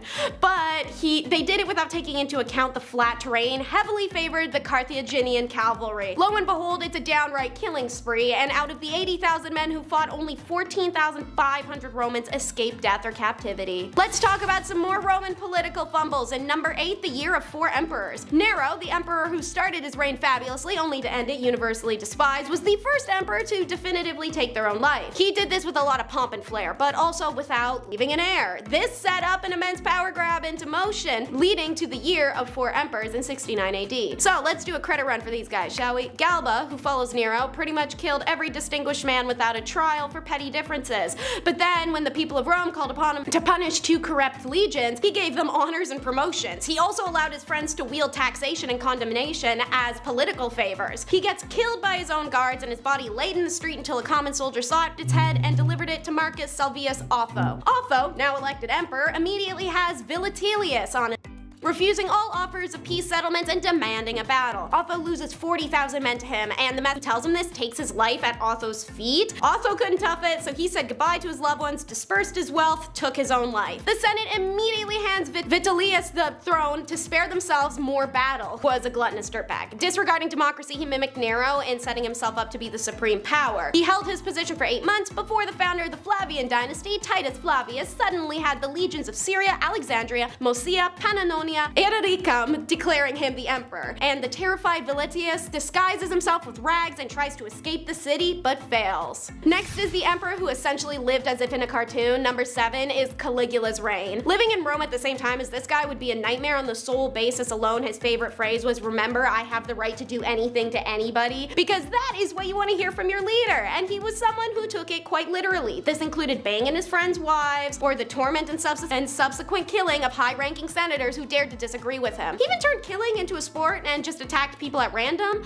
Caligula famously caused a famine by draining the Roman treasury, having built vast monuments to his own greatness. After raising taxes to get some more petty cash, Caligula's spending quickly became out of control. In one famous incident, he arranged for hundreds of merchant ships to form a 3-mile-long floating bridge across the bay, which he galloped back and forth across on his horse for 2 days wearing a golden cape. Caligula wasn't like this at the beginning of his reign, when he led a series of political reforms and even recalled all the exiles from outside of Rome, but something shifted after a few months, which can be attributed to maybe a serious illness, leading Caligula to become increasingly erratic and deranged. He ordered his men to attack the beach and declared himself a god, appearing in public dressed as various gods and demigods, and he also removed the heads of gods' statues to put his own atop. He was the first Roman emperor to be killed in a coup. On to number 6, which is the crisis of the Roman Republic. The Roman Republic lasted for nearly 500 years, but the crisis of the Roman Republic was nowhere near as long, rather a decades of political instability that fed social unrest from 134 to 44 BC. During this period, Rome was often at war with its neighbors while simultaneously dealing with crippling civil wars and coups as aristocrats tried to hang on to their exclusive rights and privileges against the pressure from the rest of society. So many captured people were brought into the country, it created an influx of free labor which hurt the lower classes and disrupted the agricultural system, forcing small farmers to sell their land. Wealthy people bought votes and gave favors to their friends. Bribery and corruption were rampant and led to commoners distrusting Senate, and without a police force, crime was out of control. When Rome's conquests declined, so did their sources of income. This decrease in money resulted in a loss of support for the people of Rome and created enormous stress on that economy. Officials began to tax their citizens, furthering the peasant rage. The rise of Julius Caesar as a dictator led to civil war from 49 to 45 BC and saw Roman armies fighting each other in Italy, Spain, Greece, and Egypt. This, along with economic problems, government corruption, crime, and private arms, all led to the eventual fall of the Roman Republic in 27 BCE. And since it ties in so nicely, number 5 will be the fall of Rome. After the Republic eats it, Augustus can be accredited with the establishment of the Roman Empire. He successfully curb-stomped Mark Antony during the Battle of Atticum in 31 BC, and Cleo takes herself out of commission. Augustus sets up an excellent governing system and military, bringing Rome wealth, trade, and very few military defeats. The empire reached its peak when the territory stretched from the English-Scottish border to Saudi Arabia in 117 CE, with a population high of 70 million, which was 20% of the population of the world at the time. What he can't bring Rome, however, despite all the social reforms and religious control and successful conquests, is the peace they seemingly lost. The constant civil war, financial ruin, and clan invasions had demolished the kingdom's confidence, as proven by how far the barbarian clans even made it into the Roman territories, and when the city of Rome was sacked by the Goths, it led to the final fall of the empire in 476 CE. Number 4 covers the months following Caesar's death. It's the Alaskan volcano, which we now know is to blame for the unusual weather, plagues, and famines following the death of, as said, Caesar in 44 BCE. Ancient writers who survived the period described the sun's mysterious disappearance, unseasonably cold weather, short growing seasons if not completely failed crops, and widespread famine around the Mediterranean from Rome to Egypt. Throughout the empire, starvation led to disease and fueled growing civil unrest in already turbulent times. Sources document famines in northern Italy by April of 42 BCE and northern Greece of the next year. Famines are seen in Egypt, and it's speculate that they weakened that country, making it the perfect moment for Octavian to conquer it and solidify his hold on the nascent empire. A recent study of Greenland ice cores now suggests that the volcanic culprit is Mount Okmok in what's now Alaska, half a world away from Rome, whose smoke and smog block the sun and slow spreading sulfur affect crops. Letters from Cicero, the Roman statesman whose death in 42 BC is considered the symbolic end of the Republic, mention cold weather around the time of the eruption, and the dated accounts show the slow travel of the volcano's toxins through the empire. Speaking of toxicity in Rome, let's do mass expulsions for number 3. These periods were known as the drastic points in ancient Roman history. Romans didn't really care for race or sexuality as long as you dressed, talked, and behaved like a Roman. That's all that was needed to be respected in their society, immigrant or otherwise. But without holding a Latin status, immigrants had very little protection. As a result, multiple times in Roman history, nobles and emperors alike decided to kick folks out, and for a variety of reasons. You're a lawyer, doctor, or a construction worker, doesn't matter how helpful you are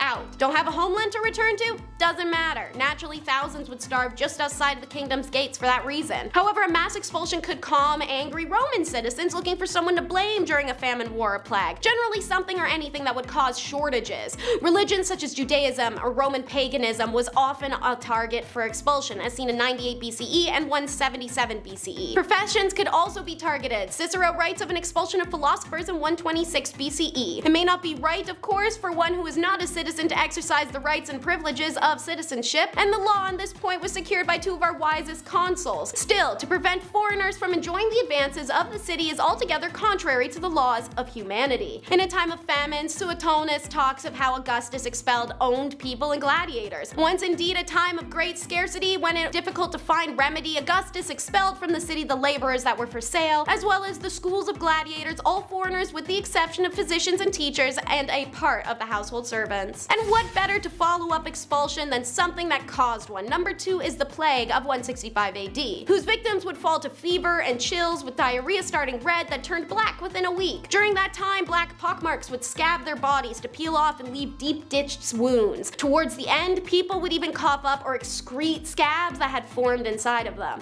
Like some beast, a contemporary wrote, the sickness destroyed not just a few people, but rampaged across whole cities and destroyed them. Victims would suffer for 2, sometimes 3 weeks before dying or recovering by minor miracle. This was smallpox in its first form. The Romans had dealt with malaria, intestinal wasting diseases, and worms living in putrefying wounds that would refuse to heal. But smallpox was something that began as a terrifying rumor from the east, spreading through conversation that simultaneously transmitted news of the disease and the virus itself. The smallpox plague remained in Rome for a generation, finding a peak in the year 189 when it was taking as many 2,000 people per day. It decimated the aristocracy to such a degree that town councils couldn't meet, local magistrates went unfulfilled, and community organizations failed. Abandoned farms and depopulated towns dotted the countrysides from Egypt to Germany. Alrighty, last but never the least on the list, number 1 is horrific banquets. Roman history written between 211 and 233 by Dio Cass describes a hellish meal hosted by Emperor Domitian in the year 89. It was an event seemingly designed to torment its participants. The room was completely black, from the floor to the ceiling to the table. The guests, most of whom were senators, were each assigned a personalized gravestone seat. The food served was traditionally offered as sacrifices to departed spirits, and it was all also colored to be black. Every single one of the guests feared and trembled and was kept in constant expectation of having his throat cut at the next moment, writes Cassius. Domitian apparently relished in their terror, conversing only upon topics relating to death and demise. Whether or not this dinner actually happened, it falls into a subsection of very real dinner entertainment from the past, categorized by the late historian Phyllis Pray Barber as black or hell banquets, were designed to evoke funeral services at the least or afflictions of hell itself at the worst. One famous Roman account was in March of 1519, Lorenzo di Felice Filippo Strozzi's home, it's said that a few flickering candles revealed skulls, skeletons. According to one account, no one wanted to eat because it was such a terrifying scene. And when his guests couldn't take any more, apparently at least 2 cardinals vomited that day, Strozzi orchestrated the grand finale, cracking open the skull and bones to reveal they were fakes made of sugar and filled with roast pheasant and sausages. And the wedding traditions of both ancient Rome and the ones of our modern day, we need to learn about number 10, the women of Sabine. So if you haven't seen it yet, we recently released the top 10 messed up marriage traditions in ancient Rome, and I definitely recommend giving these 2 videos a watch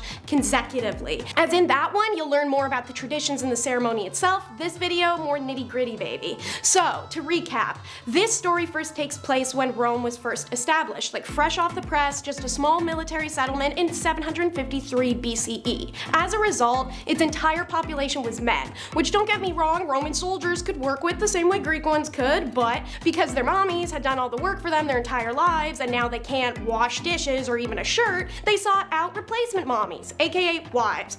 Where and how do you get wives when there are no women?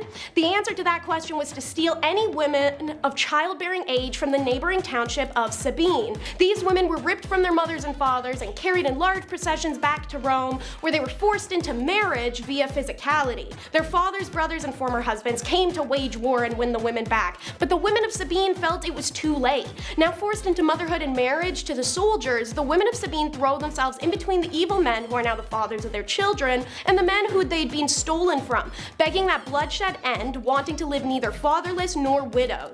So a truce is called, and Sabine and Rome united their communities. So let's do a traditional breakdown in the following part of the countdown. What traditions ended up coming from this? Number 9 will be stolen goods. So one result of Rome literally starting off as a mass theft of ladies and their autonomy, it developed a super fun mindset and tradition that the only bride of value was one that hadn't been deflowered and had been stolen from her family. This went in 2 directions. So first, marriage continued to be theft, not like a ha ha ha, steal the bride. This was like actual theft of a person and a forceful marriage. This is how it was in the early days of Rome for a few hundo years. Obviously, it can't stay that way forever because people do feel love and some people want to get married in a non-effed up way, so the tradition goes the second way. That theft would be continued, but as a consenting reenactment. In a consenting reenactment after the marriage ceremony, a bride would hug her father, then hold her mother, at which point the guests and the groomsmen would pull her from her mother's arms in a recreation of what happened to the Sabines,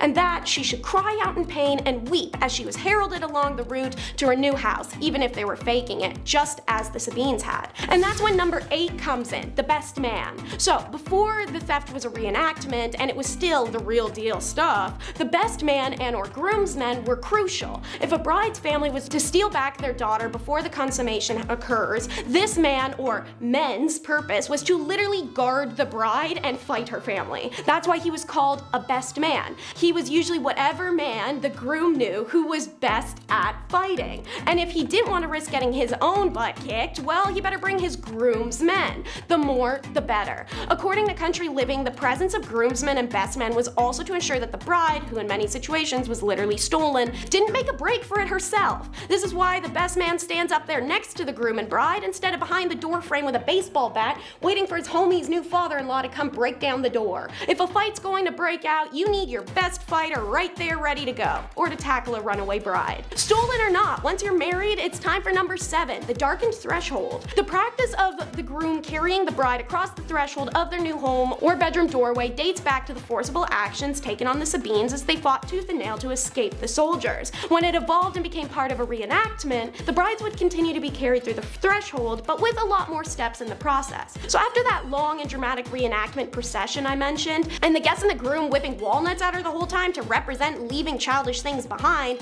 since nuts, which was its name, was a child's name in ancient Rome, the bride would then be put down outside the front door. She would oil the door's hinges with melted tallow, wolf fat, or olive oil to keep out sorcery. Then she would hang some woolen strips taken out of her elaborate hairstyle on the door as a symbol of her taking over the traditional wives' duty of weaving wool, but also to represent the scraps of material torn off of the Sabines. To go inside her new home, the groomsmen would then lift the bride over the threshold and into the house's atrium. The threshold was sacred to the goddess Vesta, so Romans believed that carrying the woman across the threshold would ensure she avoid tripping, a bad omen. This, however, is also a reference to the Sabine women being carried inside of captors' homes. Number 6, we move away from the Sabine reenactment specific traditions. It's now cuffed up. So fun fact, it was under Romans that the detailed legal requirements for engagements, weddings, and divorce were first instituted. Given that marriage in ancient Rome was something that required strict adherence to law, it may not be surprising that it was also regarded as a contract, thus a ring was necessary. Women in ancient Rome society were given 2 wedding rings, an iron one and a gold one. The iron was stylized in the early times of Rome to look like or even act as a functioning key, indicating their husbands owned them and they were a homemaker. This ring was worn at home, whilst the second was worn in public to impress people. The most common type of ring associated with Roman marriages was the fede ring, which has a design showing a pair of clasped hands or an entwined couple. Less charming is how they're representative of a contract that's comparable to a farmer buying cows. The ring would act as a receipt and passing of ownership between the father to the future husband. That's why only women wore rings, because men weren't property. Going hand in hand with that last point is number 5, dowry on a finger. You know that whole selfish notion that if they really love you, they'll spend a fortune on a ring because that's what you're worth? Guess where that comes from? Creepy, right? Nowadays, it can be obvious from a ring how much someone paid for it, but back in ancient Rome, looking at a ring was how you established how much a woman was worth. And you could base how much you should respect her on that. Cheap ring, that means a small dowry and an unworthy woman. Yikes. In fact, author Karen K. Hirsch notes that rings were often used for this purpose in regular business transactions in Rome, making it very possible they entered the wedding ceremony with that mindset around the 15th or 16th century. The groom would offer a ring as a sign of his serious intention, offering up some collateral that the bride could keep if he decided to back out of the engagement. Rings were sometimes used as a deposit on the expected dowry or as a simple payment to the bride as part of her acquisition. For number 4, if you got some bad luck, bouquet it. So, having a pantheon of multiple gods is going to create some strong superstitions. Gods were jealous and had to be pacified with gifts and praise so that they would behave and grant wishes. Sometimes these gifts took the form of a handful of wheat or garlands and fragrant herbs. The origin of the bridal bouquet stems back to ancient Rome when bridal couples would weave greenery and blossoms into garlands and crowns scented with roses or orange blossoms, adding herbs to honor the gods and promote fertility and good fortune, says Valerie Gittleman. Strands of ivory illustrated the strong bond of matrimony and fidelity, while white blossoms symbolize sweetness and happiness. Sheaves of wheat, for example, symbolize plenty and good harvests, i.e. fertility, which alongside faithfulness were the topmost virtues of ancient marriage. These garlands would be found on the altar spaces, on the groom's head, wound into the intricate 6-vestal bridal hairstyle, and naturally in the cluster the bride carries, all meant to ward off evil spirits that might try to harm her. Speaking of hair and bridal beauty, how about the Roman candle for number 3? I talked about the flammeum in the last video about Roman marriage, but more so about what it represents and its purposes. As you may know, had you seen it, the flammeum is a oak yellow color. However, it didn't start this way, rather as a vibrant orange-red color designed to look like fire so it would scare off evil spirits. Also, it does explain the name flammeum to you. This flammeum also covered the bride's entire body in a 360 style, and originally they were weighed down with like heavy leaf garlands, precious stones, real rocks if you're broke. This was to prevent her, or at least try to slow her down if she was to try and run away. Why the change to yellow? Sun fading on veils passed down through the centuries. The concern for evil spirits lessened. People liked the color mustard yellow. I don't know, take your pick. What stayed the same was having to use a billion pins to keep the damn thing on. Thankfully, the 6-braid vestal virgin hairstyle was conducive to that, but it was also conducive to hiding weapons. Circling us back to the Sabine and captured bride concept. Before a bride was allowed into the marriage bed, it became code that all jewelry that could be used as a weapon by the bride would have to be removed, including hairpins, bracelets, rings, and necklaces. Turns out some smart ladies kept some blades between their veil and scalp to protect themselves from their unwanted husbands once behind closed doors. I'm sure their Sabine ancestors would have been proud of them.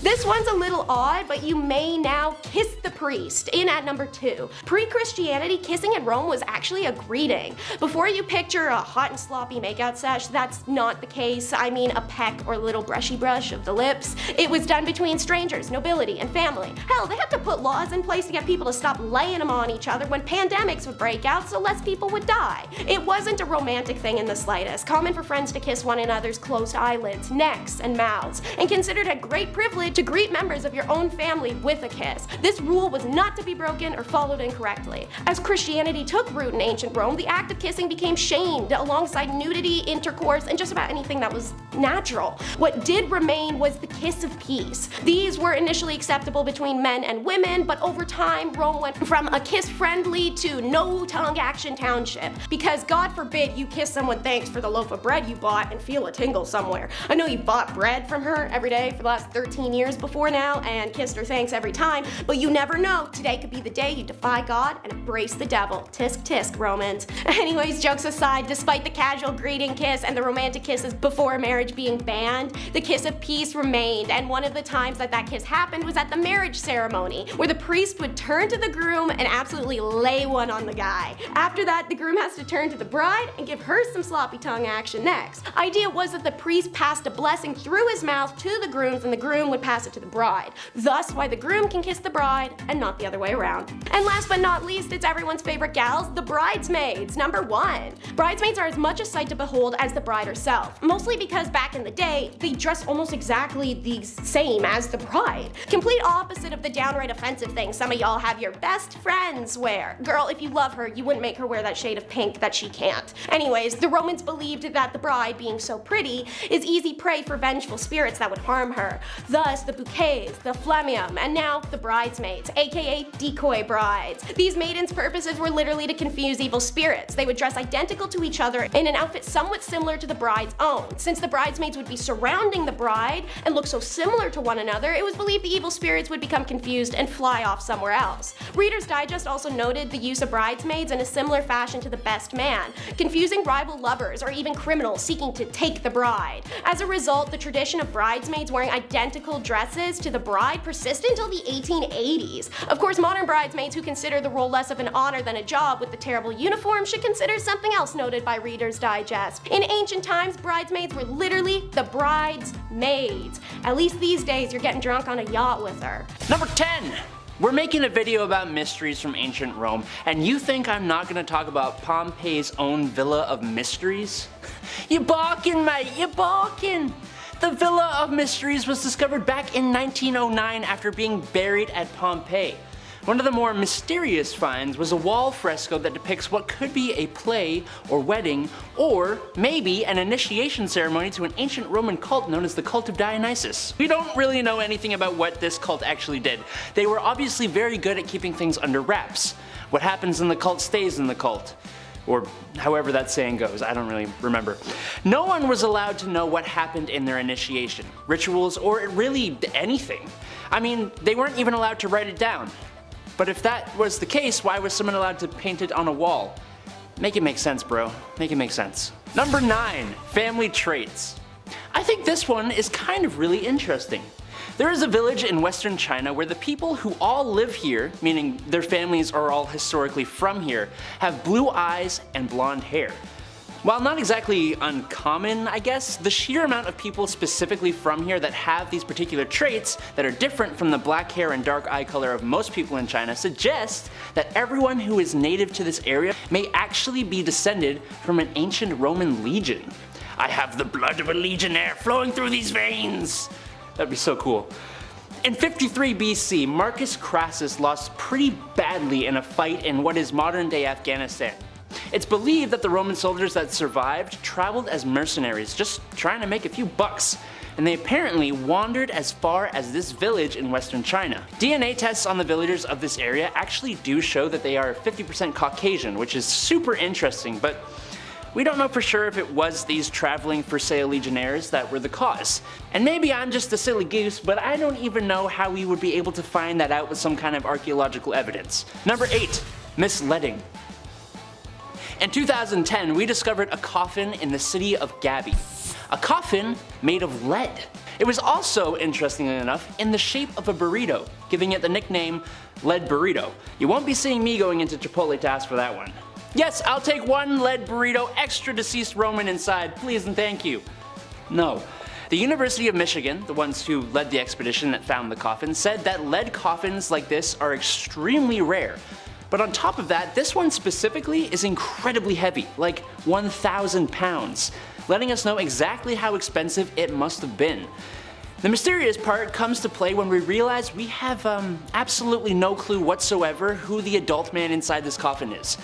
We know he was around at the time of Nero, but there is no evidence inside this burrito about the life this man lived. No extra toppings in this burrito, just lead and meat. Yum. Number 7, the 9th Legion. In ancient Rome, there was a legion that was known to be the best of the best the Romans had to offer. It was known as the 9th Legion. Being the best of the best came with being put into the harshest of areas to fix Rome's problems. So these boys in red were sent to England past Hadrian's Wall, where they would fight against the Picts. But then, they were just never heard from again, ever. Now, the obvious answer here is that they got absolutely demolished by the Picts. The last thing we heard was from the year 108, and we know that the Legion had a pretty brutal surprise attack in Caledonia due to some Roman guards falling asleep on the job, which doesn't really seem like best of the best behavior now, does it? What makes this whole thing really weird is that in 121, there are some bricks that have the seal of the 9th Legion on them, which is about 13 years after their last mention. And on top of that, there is an officer from that legion who shows up as the governor of Arabia in 142. I think these could have just been survivors who were taken out of England after the best of the best went bust. But who knows? Not me. Number 6, Locusta the Poisoner. Nero, you little rascal you. Emperor Nero was known as one of the worst, and he was also known for having a few people, be lifed. What better way to do that than with poison? The chemist Locusta was the one who became his poison expert, but she's also kind of unfairly known as the world's first serial de-lifer because of that. Kind of unfairly because it could be completely true. We just have no idea. We know from historians at the time that Nero and even his mother liked Locusta so much that he actually helped set her up with a school dedicated to creating new poisons and all kinds of research surrounding poison. But we don't actually have any of that research. There is no proof of any of it. But she was executed by the guy who took on Nero's job after he was gone, and I can't help but think there is a decent reason for that. Maybe because of all the people she poisoned and helped poison? We will never know. Probably. I mean, we could. I don't know. Number 5. Play that lyre to the fire. While we're talking about Nero, he actually has a mystery all of his own. Nero was very famously a fan of music. He would often sing and play instruments, and he was also a fan of being utterly insane. Ending lives and forcing people to party all night, have massive parties, and eat until they puked. So when you hear a rumor that this crazy emperor may have caused the Great Fire of Rome that destroyed a lot of the city on July 18th in the year 64, you might believe it. And you might even believe the rumor that he also played the lyre while the city burned. It just kind of all checks out for how crazy he is, but obviously we have no evidence of that actually happening. Neither of those two rumors can be proven, especially not now, 1,958 years later. What we do know is that the emperor did benefit quite a bit from the destruction the fire caused. It allowed him to change the aesthetics of the city, persecute thousands of Christians, and introduce new building codes. It also turns out Nero may have been 35 miles away in Antium, but I mean, prove it! You can't. I can't. Number 4. Ham Hill. Ham Hill in England is the location of an archaeological dig by the universities of Cambridge and Cardiff, where we made the crazy discovery of the graves of a lot of people, dating back to the time in history when Romans made their way into England. The part that is so alarming, other than finding a pile of corpses, is that these particular bodies had been stripped of their exterior layers and chopped up. It's gruesome. But oddly, most of the skeletons found here actually belonged to women, and most of which were women in their early 20s. But this wouldn't be a mystery if those were all the facts. We actually don't know what happened here. The obvious answer is some kind of mass life-ending escapade, but why, damn it, why? We don't know. Number 3, Hard Talker. Surprise! You met the afterlife. Were you a good person? Well, if you weren't, if you were a threat to your community, say in ancient Rome, then it's pretty likely you would have been buried face down. So there, take that. Hold up, they cut out your tongue and put a stone in your mouth?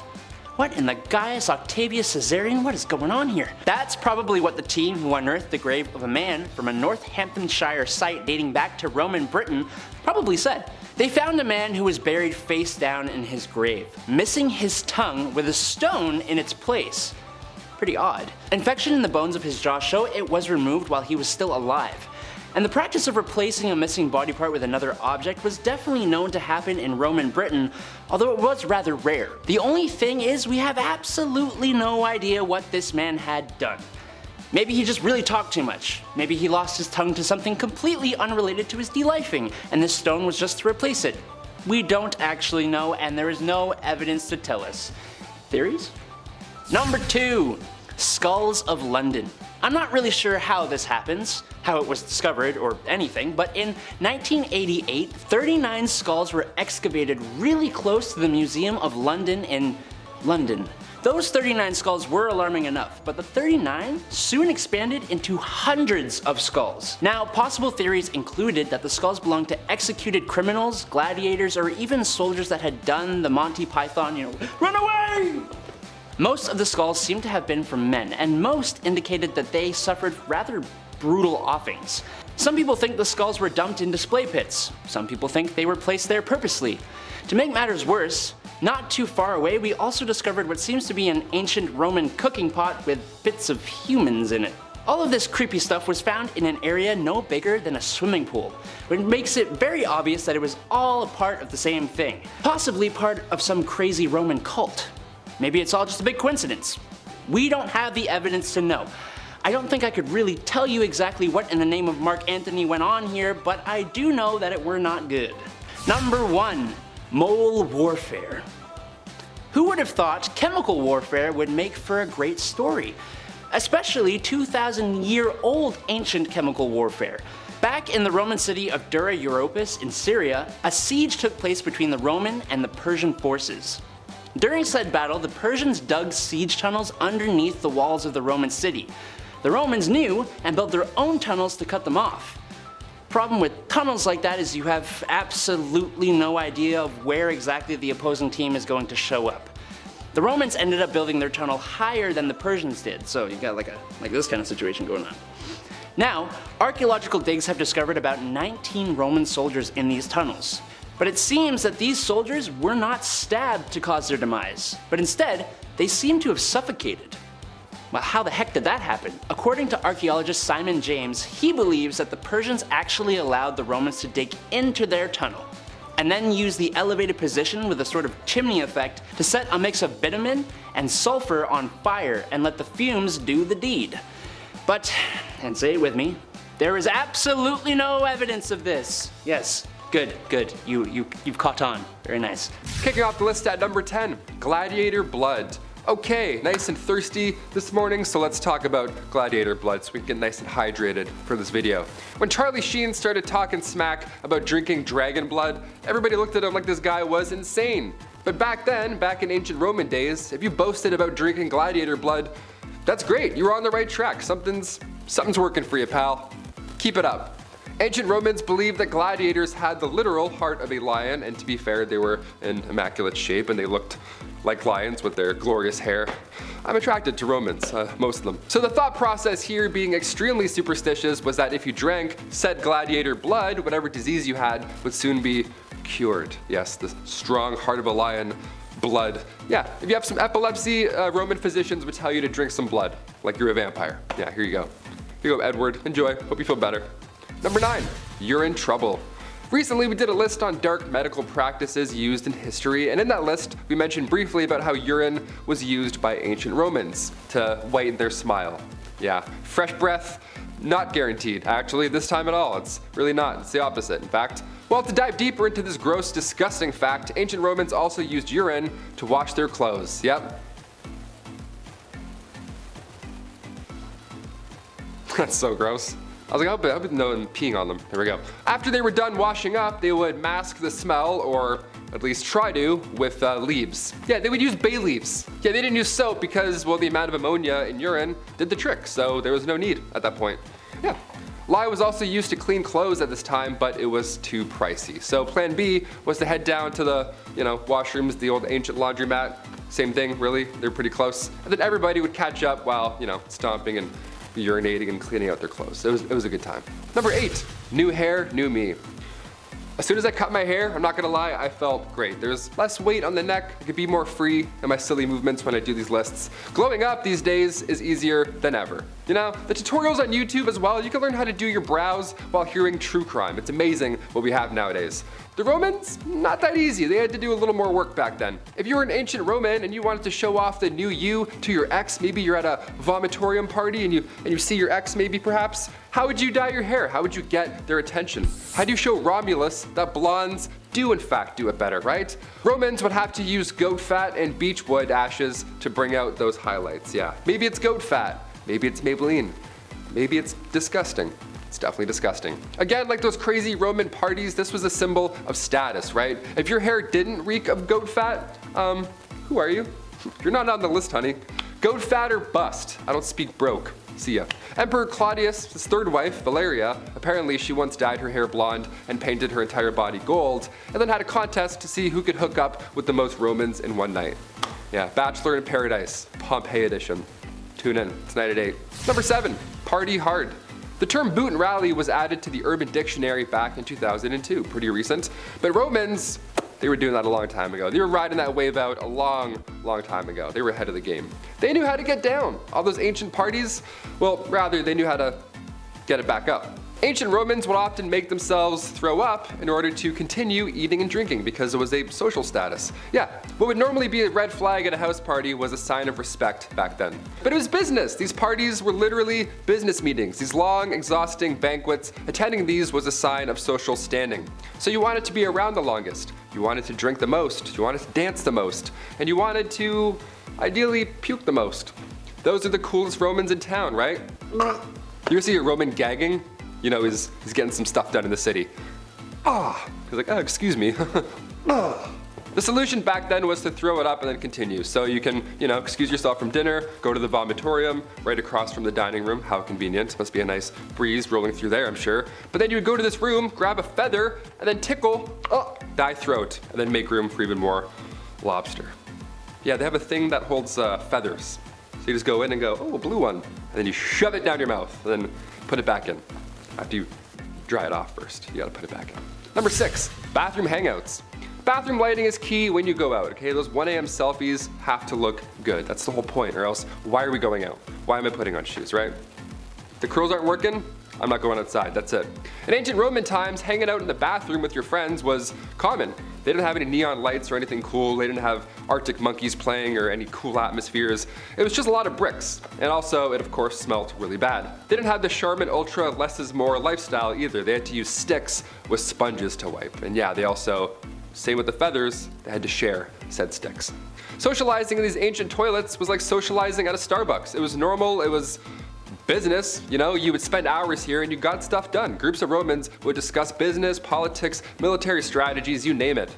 All the while there's a dude in the corner just taking a shit. Romans believed the goddess Glaucina was the guardian of the toilet drain system. Glauca Maxima translates to big drain.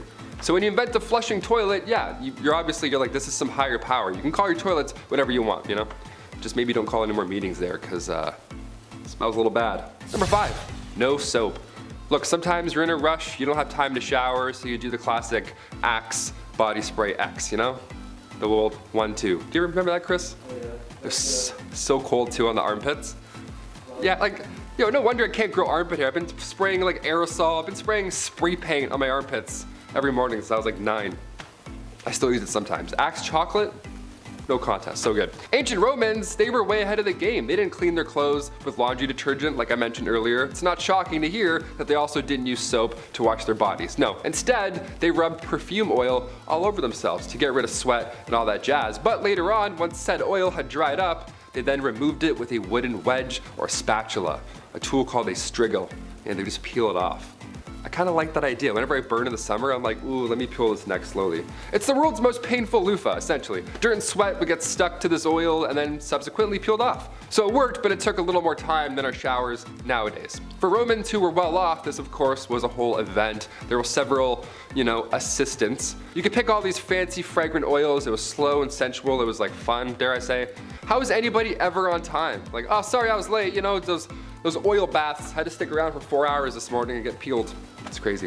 Number 4, Roman art. This one reminds me of Superbad a lot, and you'll understand why. Back in the 18th century, when excavations took place in the city of Pompeii, they found lots and lots of art, all with a similar theme. Everything looked like a certain body part. An eggplant-ish theme. There were carvings in the streets, there were carvings of these things in the walls, under a street sign, you name it. They're just everywhere. Just rich history carved in all over. We're still finding these today. They're called the phalluses of Pompeii. Yeah, imagine tripping over one of these. Then you do that thing where you look back to see what you almost rolled your ankle on. You look back and see that, you're like, oh, what? Some dude in Pompeii got you like thousands of years ago. Just chiseling out a... Many tour guides like to say that they all point and lead to a brothel, when in reality, that's a lie. These were all just for good luck. These symbols were to ward off the evil eye. Most folks kept these outside the front of their homes, right next to the mailbox. Coming with mail, you're like... Number 3, animals in the Colosseum. In order to spice up the classic fight and clash swords till someone's not alive anymore, sometimes gladiators would be put in the arena with an animal instead of another human being to, you know, spice it up, just to spice up those Saturday night shows, I guess. People are crazy. Were they squirrels? Or were they tigers, elephants, bears, leopards, lions, hyenas, or wolves? The latter. It was all the scary big animals. Animals were very expensive, so they weren't used every day, but the organizers of these battles would go all out for the fights that did include them. Everyone would pile in. It's kind of like Logan Paul versus Mayweather, you know, these big social events. We're like, well, what else are we doing, you know? Let's go watch. Most animals that were used in these great battles unfortunately didn't make it out alive. That's the horrible part. I'm a big animal lover, so that's hard to read. This led to other important factors down the road. People loved when animals were included, that eventually trade in exotic animals took place. That's where it all started. This quickly took the hippo from the Nile, for example, and then made them extinct. That's how they did that. Cut to today, thousands of species are going extinct more and more. You know what, let's just bring gladiators back, let's just do it. UFC, put them in armor, let's see what happens. That'd be hilarious. Release all the animals from zoos and then bring back just gladiators. Life will be fixed. Number 2, naval battles. Have you ever heard about staged naval battles in the Colosseum? It's a weird spectacle, but it wouldn't have been that crazy. It sounds a lot bigger and more lavish than it really was. The Colosseum was flooded at this point, which I'm sure took a hot minute, and then these ships would come out, and then it would be like medieval times almost, but with a splash zone. A really dirty splash zone. These ships were designed to resemble vessels from famous battles before, but the bottom of the ship was flat, right? These were fake boats, obviously. The water was only 5 feet deep, so obviously they couldn't use, you know, real ships or anything like that. It was all show. It wasn't always violent reenactments either though, as funny as that sounds when you think of the Roman Colosseum. Sometimes they would fill the Colosseum and have nude, synchronized swimmers as a show. Imagine that, imagine traveling the land and then you get there, you're like, oh, let's watch some action, and it's just like ballet, and they're like, oh, this is actually quite nice, I like this a lot. Yeah, also goggles weren't invented until the 14th century, so they had to swim underwater like, ugh, this is so gross, their poor eyes. These naval stories were doing so well that Emperor Domitian devoted an entire lake to them now, like the Goblet of Fire. People would walk to a lake to watch these insane shows. Only once the shows moved over there permanently, they then used the Colosseum's old floodgates to hide those animals in. So it was, you know, we love upgrades, I guess. It sucks. It's all bad. And finally, number 1, audience troubles. Okay, what's it like watching these ancient Colosseum shows? Was it fun? Was it horrifying to watch? Were you... like, the PTSD from these shows alone. When the Colosseum was built in 80 AD, about 50 to 80,000 fans of Roman combat would pour in often. The energy is high. This was their only entertainment. They weren't watching The Witcher Season 3, you know what I mean? Some fans would get so into the action that they of course would heckle, like we do nowadays with like UFC. People would be watching like, oh, throw the right hook, throw this thing. They would obviously do the same. But in Roman Colosseum days, you didn't get a warning if you heckled, you know what I mean? One of Rome's more violent emperors, Domitian, who I mentioned earlier, he was pretty diehard about the Colosseum and their games. So much so that one day, a guy in the crowd was heckling a gladiator so much, he was probably, you know, talking smack about his oiled up abs or something like that. So Emperor Domitian had him pulled from the audience to the center of the arena. And then he had to fight to survive. He didn't get out alive, obviously. It was all bad. So yeah, don't huckle. Don't huckle? Don't huckle or heckle. Don't huckle or heckle or heckle. How terrifying is that? Can you imagine heckling and then getting called out? Ancient Colosseum times. Hey Maximus, smile. Me? Number 10. Decemviri, the law of 12 tables. Well, actually the word means 10. 10 men, actually. Those special 10 would be the appointed men who would consider themselves the first ever lawmakers. The earliest attempts to create a code of law was the law of 12 tables. A commission of 10 men, are also known as the Decemviri, was appointed 455 BC to draw up a code of law-binding rules on both patrician and plebeian, which would be strictly enforced. Some of these laws included simple laws like, you don't break your word. If the army or king calls on you, you gotta go. And of course, if you hit or hurt someone, you get hit or hurt back. And you owe us some money. This system was the first in its place, holding people responsible for the things that they did and said in Rome. Strategic, fundamental, and important laws like, hey, no crying at funerals, alright? You burn my corn, I'm gonna burn your corn, and I get to burn you. And yeah, no meetings at night. It's dark.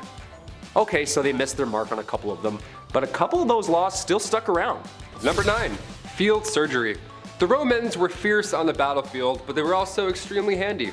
Who would have thought? This was the first time in history where quick surgeries were performed on the battlefield under the leadership of Augustus. Not Augustus Mayhew, it's a different Augustus, but he's also really helpful, like one time a year. Ancient Roman medics invented hemostatic tourniquets and surgical clamps. Yeah, guy invented clamps. Imagine that on a resume.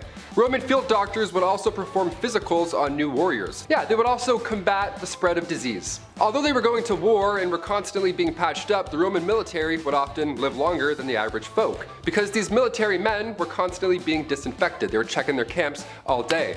Masks are hard in 2020, but the Romans were disinfecting the Colosseum. Nice, we'll get there one day. Maybe. Number 8. The name Rome. We kinda got into this a little bit about those brothers Remus and Romulus. This barbaric history is loose and from many sources, so I'm gonna kinda sum it up into broad statements.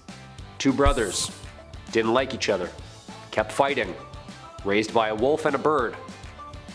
That's pretty much it. We have seen what these two have looked like. Every statue and painting of these two is always like one of them stone cold Steve Austining the other one. One built a wall and the other mocked him and jumped over that wall, and then there was only one. I feel like I made a sandcastle once and Taylor stepped on it, and I can absolutely see how the city was formed. Flawless victory. Yeah, that sounds like brotherly love to me. Rome deriving from its name Romulus, the victor in this legendary sibling quarrel, giving the city its official name. Hey, you got the god of war as your dad, and the mother of all gods and goddesses as your mom, there's gonna be some feeling of purpose just lingering around. Guess I could just make a wall. And with a couple drywall holes later, with the death and defeat of his brother Remus, Romulus claimed his position as king and named the city after himself. Selfish much? He ain't heavy, baby. He's my brother. Number 7. Daily acts. In a time before Twitter or Facebook, how else do we get our fake news, right? How do we share our aunt's nonsense? How do we do it? 131 BC, this marked the first time a newspaper was ever used. Well, they're referred to as daily acts at this point, or acta diurna. The saying, written in stone, couldn't have been more historically accurate in this case. See, these texts containing information on military or civil issues, death notices, gladiatorial events, you name it, these were commonly written on metal or stone. Your morning news etched into a stone. Imagine the crossword section in 131 BC. Hey honey, who's the neighbor in Simpsons? Flanders. Nice, that's it. Ping! Ping! Is that an F? Ping! It took time and effort. It was exhausting just to get one notice out to the public. So you best take these notes seriously, okay? Imagine YouTube comments written in stone. Took a guy 6 business days to write it, so he meant it. Number 6. Julius Caesar. Julius Caesar was a Roman general and statesman, a member of the first triumvirate. Caesar led the Roman armies in the Gallic Wars, which, well, we've seen and heard about these battles that Julius Caesar led. It's the organized outfit of shiny metal and red, moving slowly and swiftly through the Gauls like a man-made tank before defeating his political rival Pompey the Great, another military leader, and also the husband of Caesar's daughter Julia. Okay, there it is, yeah. That's why he became his nemesis. Political differences. Yeah. Due to these ongoing internal civil wars between the two leaders, Julius Caesar eventually killed Pompey in battle and became dictator of Rome. This was until his assassination in 44 BC. Oh, mighty Caesar, dost thou lie so low? Are all thy conquests, glories, triumphs, spoiled, shrunk to this little measure? Fare thee well. Antony, Act 3, Scene 1. Hey man, eye for an eye. You read the rules. He played a crucial role in the events that led to the Roman Empire and remains one of the brightest and bravest military leaders the world has ever seen. His story can be seen and heard top to tail in William Shakespeare's play simply titled Julius Caesar. Number 5, basket of bees. Guess what this one is? It's pretty much, that's exactly what it is. It's horrible. We often look at ancient Rome as the birthplace for numerals, modern plumbing, social life, all that good stuff. Don't get it twisted, ancient Rome had a lot in common with the Dark Ages as well, okay? The punishments that they would inflict on others, horribly creative, I'll say that. Like for example, a basket of bees. A basket of bees, there we go. Maybe wasps, who knows, I don't know. History gets all crazy, you know? This punishment saw the victim placed in a large woven basket, naked, might I add. Then the basket was hoisted up near a beehive, of course, and then Romans would just anger the hive. They would just shake the basket. And then in turn, all these bees would sting said victim to death. This was meant to be a long and painful death, but eventually, this is how humans realized folks were allergic to bees, because they would meet their demise a little too fast, you know? Romans would be like, what happened? What's going on? Are we going home now? That's it? Number 4, the Colosseum. They say Rome wasn't built in a day, right? Right? No, I'm asking you, I don't know, that's a saying, I think I've heard that somewhere. The word Colosseum is a Latin noun formed from the word colossus, meaning gigantic. And it's huge! It once held more than 50,000 people at one time or another. That's literally the Yankee Stadium. This oval stadium was built from cement, limestone, and volcanic rock. Yeah, that thing ain't going anywhere. Historians and archaeologists are still discovering and unearthing secrets of this site. In fact, most of Rome still hasn't even been dug up yet. What? That's right. In fact, only about a tenth lays discovered, with the other 90% still somewhere around 30 feet below street level. Who knows how many wonders of the world lay unearthed. The Colosseum, also known as the seventh wonder of the world, lays megalithic, 615 feet above the ground at the center or heart of the city. It is the largest ancient amphitheater ever built, and it is still the largest standing amphitheater in the world today despite its age. Its use for the last 1,000 years were rampant with events, festivals, and would even flood its center to reenact naval wars with real ships. How did they get those things in there? I bet that's how they made the bottle and the ship thing, just kinda. And all that water? Just a guy with a giant hose? Yeah, go ahead, turn it on. Yeah, we're gonna be here a while, guys. We gotta push the play. Number 3, boot and rally. The Urban Dictionary added the old boot and rally back in 2002, but Romans, back in the ancient day, they were way ahead of us. Romans knew how to get down, and they also knew how to get it back up. Yeah, ancient Romans would boot and rally in order to continue eating and drinking. What would normally be a red flag at any house party or event was a sign of respect back then. These banquets, these were social events, okay? They were nothing like Tyler's toga party last Halloween. It's not the same at all. Same amount of puke, not the same theme. Attending these parties was a sign of social standing, so you wanted to be around the longest. You wanted to drink the most, dance the most, converse the most, and also, yeah, puke the most. No playing around in Rome, okay? I wouldn't last 2 hours at one of these. Kyle knows what's up, he's seen it. I bring Tums to the bar now, you know what I mean? I'm always prepared. The solution in ancient Rome was actually quite simple, long before Tums. See, what you would do is, you would excuse yourself from dinner, go across the hall to the vomitorium, then you would grab a feather, any feather you like, and then you would just go, and then put it back, and then go right back to dinner. And then enjoy more lobster, because, hey, now you made room. Number 2, gladiators. If you've seen the blockbuster hit Gladiator with Russell Crowe, my name is Maximus Decimus Meridius, then you absolutely nailed it, because that's pretty well it. A stew of slaves, lawbreakers, and ex-soldiers, the Gladiator Games were one of Rome's most brutal and vibrant live events. Gladiators would be held underground under the Colosseum until they would be called upon to spill the blood of both man and animal in sport. Fighters would be matched based on their size, previous record, skill level, style of fighting, and years of experience, just like the professional contact sports today. Fighting out of the red corner at 195 pounds, the reigning victor, Spartacus! Oh, you're Spartacus? Oh, sorry. No, you're Spartacus. Okay. But it wasn't all thumbs down for these fighters. Gladiators were the celebrities of their time. Yeah, you can take that. There you go. Okay, 1. We'll do 1. Some gladiators even fought years after earning their freedom. Those years did not seem to be that long, with the average lifespan of the gladiator though living just to their mid-20s. I mean, it's pretty physical. The event was not just to kill your opponent. In fact, months of training and preparation was had. There was more of a spectacle of sportsmanship then, most of the time wounding their enemy, which would lead to the slow demise of a fighter, usually ranging between anywhere from 8 to 10 fights in their whole career. Come on, dude. 50,000 people cheering you on at the Yankee Stadium? Kyle, Kyle, Kyle. Oh, no. And finally, number 1, fast food. Imagine getting a Happy Meal in 45 BC. You just get a toy of like Spartacus, just, oh, that's nice, I'll put it on the window. Romans were indulging in fast food before the eruption of Mount Vesuvius in 79 BC.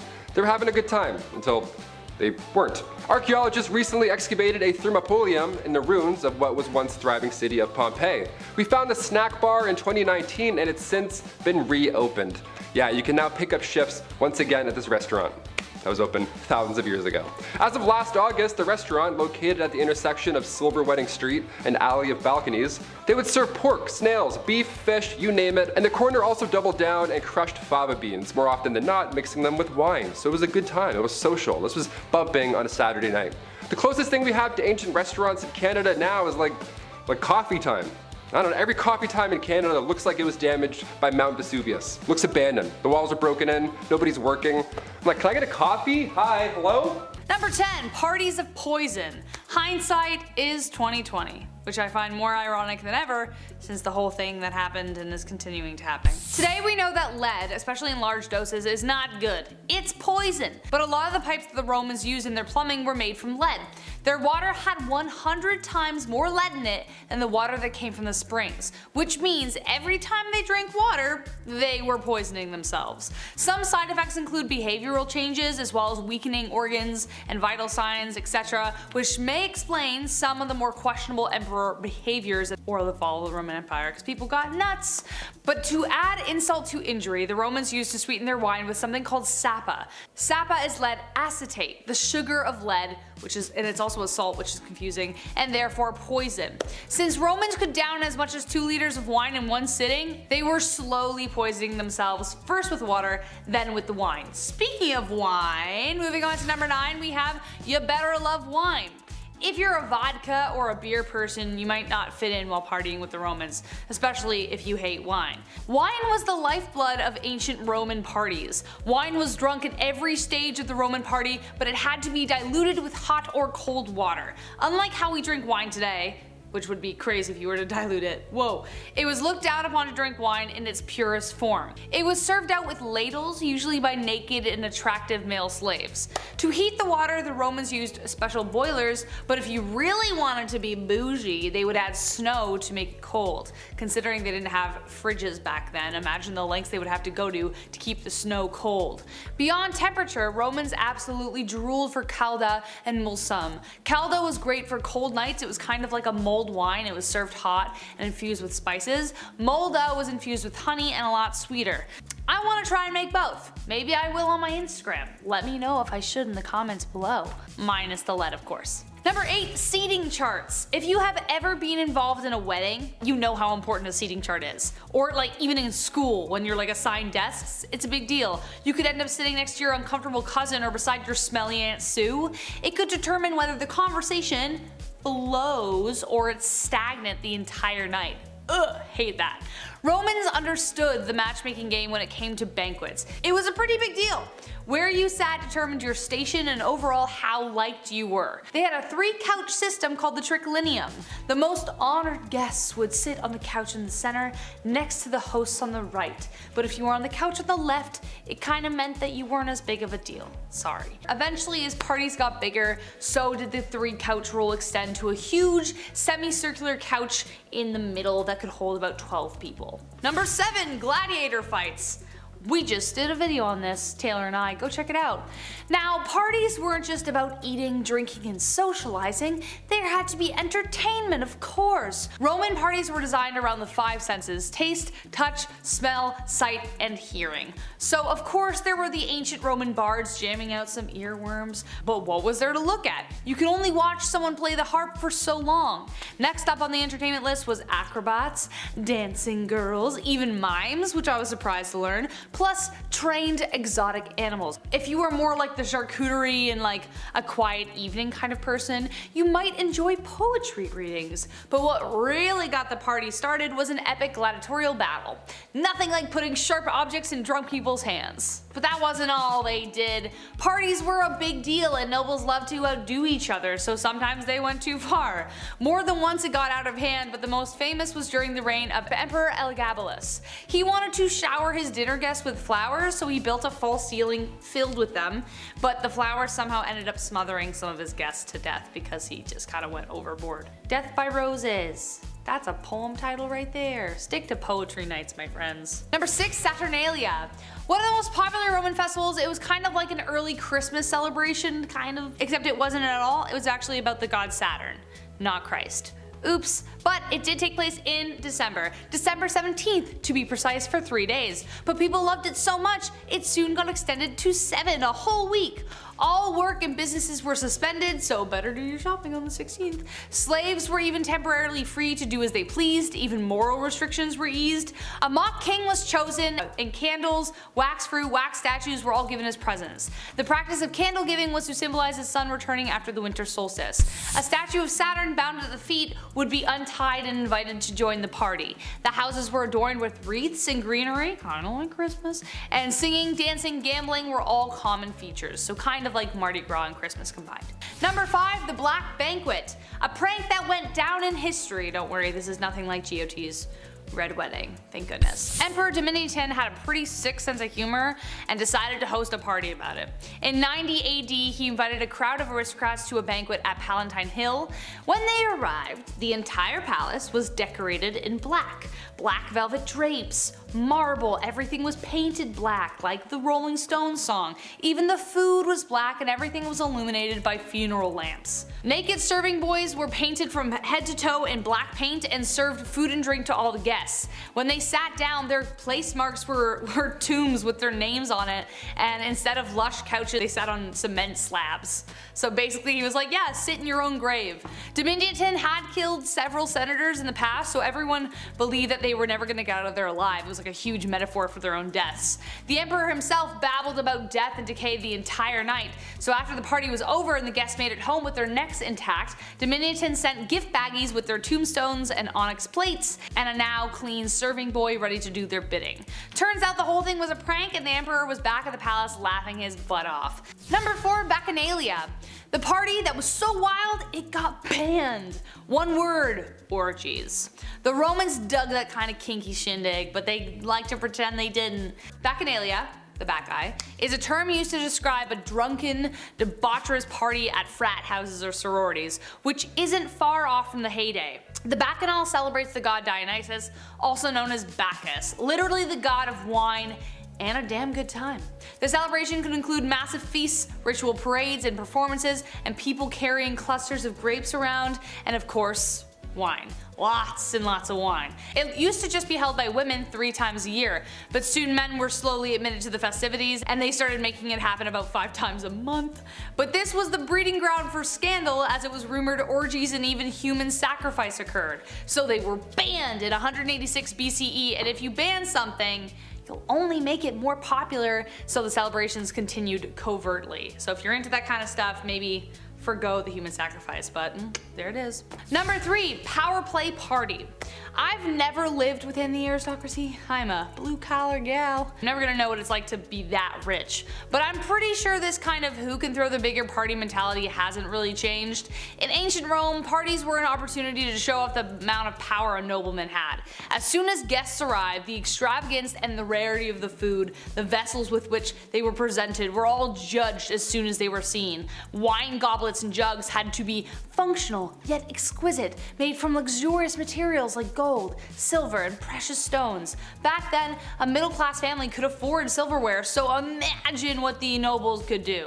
This display of wealth played the long game, and it could mean political favors could be made down the road. So, sneaky sneaky. Number 2, Party Island. This is where it gets really dark. Ever sipped on a Capri Sun? Well, this story may taint that memory, so fair warning. The island of Capri became a rich retreat for the Roman aristocracy, known for its sadistic debauchery. Emperor Tiberius laid claim to this island as a haven for his horrendous and horrific behavior. He brought really young, too young male and female people of the night to serve him at his villa. The island became a kind of party place with absolutely no limits. From orgies in the caves to tormenting his servants on the rack as entertainment, Tiberius seemed to be the god Pan incarnate. In fact, he acted like it too. He made all of his participants slaves dress up as nymphs and goats while performing lewd acts. The island even became known as Goat Island, with Tiberius being called the Old Goat. Ugh. Unless you enjoy dangerous games and gross parties, this definitely wasn't the party island fit for anyone. And last but not least, number 1, Caligula. Caligula's parties. Let's not go there. If you're a fan of Roman history, then you are familiar with the 2 most horrific emperors that ever were. One of them was Caligula. Though he started out pretty good, after an extreme bout of fever, his disposition entirely changed. Maybe it was because of the lead, we don't know. Many believed he was insane, as his cruelty knew no bounds, even when it came to joyous occasions. Caligula's thing was that he liked to embarrass the wives of his officials for some reason, and also his officials. He would force specifically married couples to his banquets, and then steal the wives away throughout the night and then violate them against their wishes. But his torment doesn't end there. He would then relay to the entire party everything that he did in graphic detail and enjoy the frozen shock on everyone's faces because they couldn't do anything about it. It's no wonder he was eventually assassinated. Even at a party, this guy knew how to kill the mood. He wasn't the only emperor to turn the dial on creepy, Tiberius, when the party started, but if you had to choose whose party to go to, this one plus Tiberius, both of them, just don't go near them. Go to another time frame. Just imagine it otherwise. And there we have it, folks. From poisoning themselves to bliss to pure and simple crime, that's Roman parties for you. Number 10, stuffed dormice. This list is gonna be kinda tough even for a meat eater like me. Dormice are small rodent animals found in the old world like Europe and Africa and Asia. The old world, you get it. But just as common as your American house mouse. As it turns out, they were a favorite of Roman cuisine. Oh god, the horror. Sometimes they were even fattened up for a better meal. The recipe goes as follows, because I just know the folks at home are salivating at the mouth wanting to try this. Get your farm fresh dormouse, empty its cavity, and stuff it with an assortment of other meats and spices. Oh, beautiful, magnifique, and sometimes dipped in honey. Like stuffed jalapenos, except they're from hell.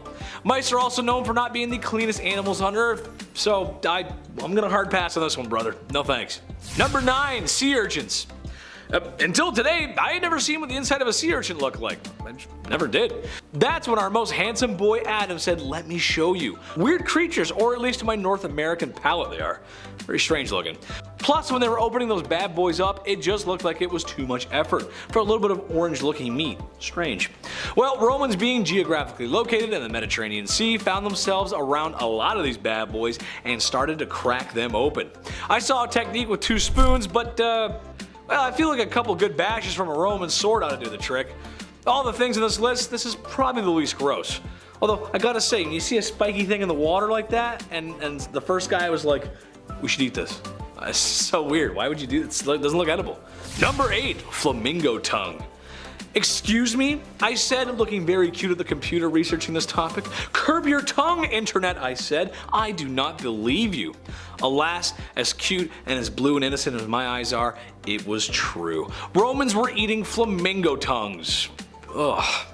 Flamingos were associated with luxury, wealth. I mean, they are a strange color and it's close to purple. Romans love purple, and compared to the rest of the animal kingdom, it just doesn't really fit in. So yeah, sure, it makes sense.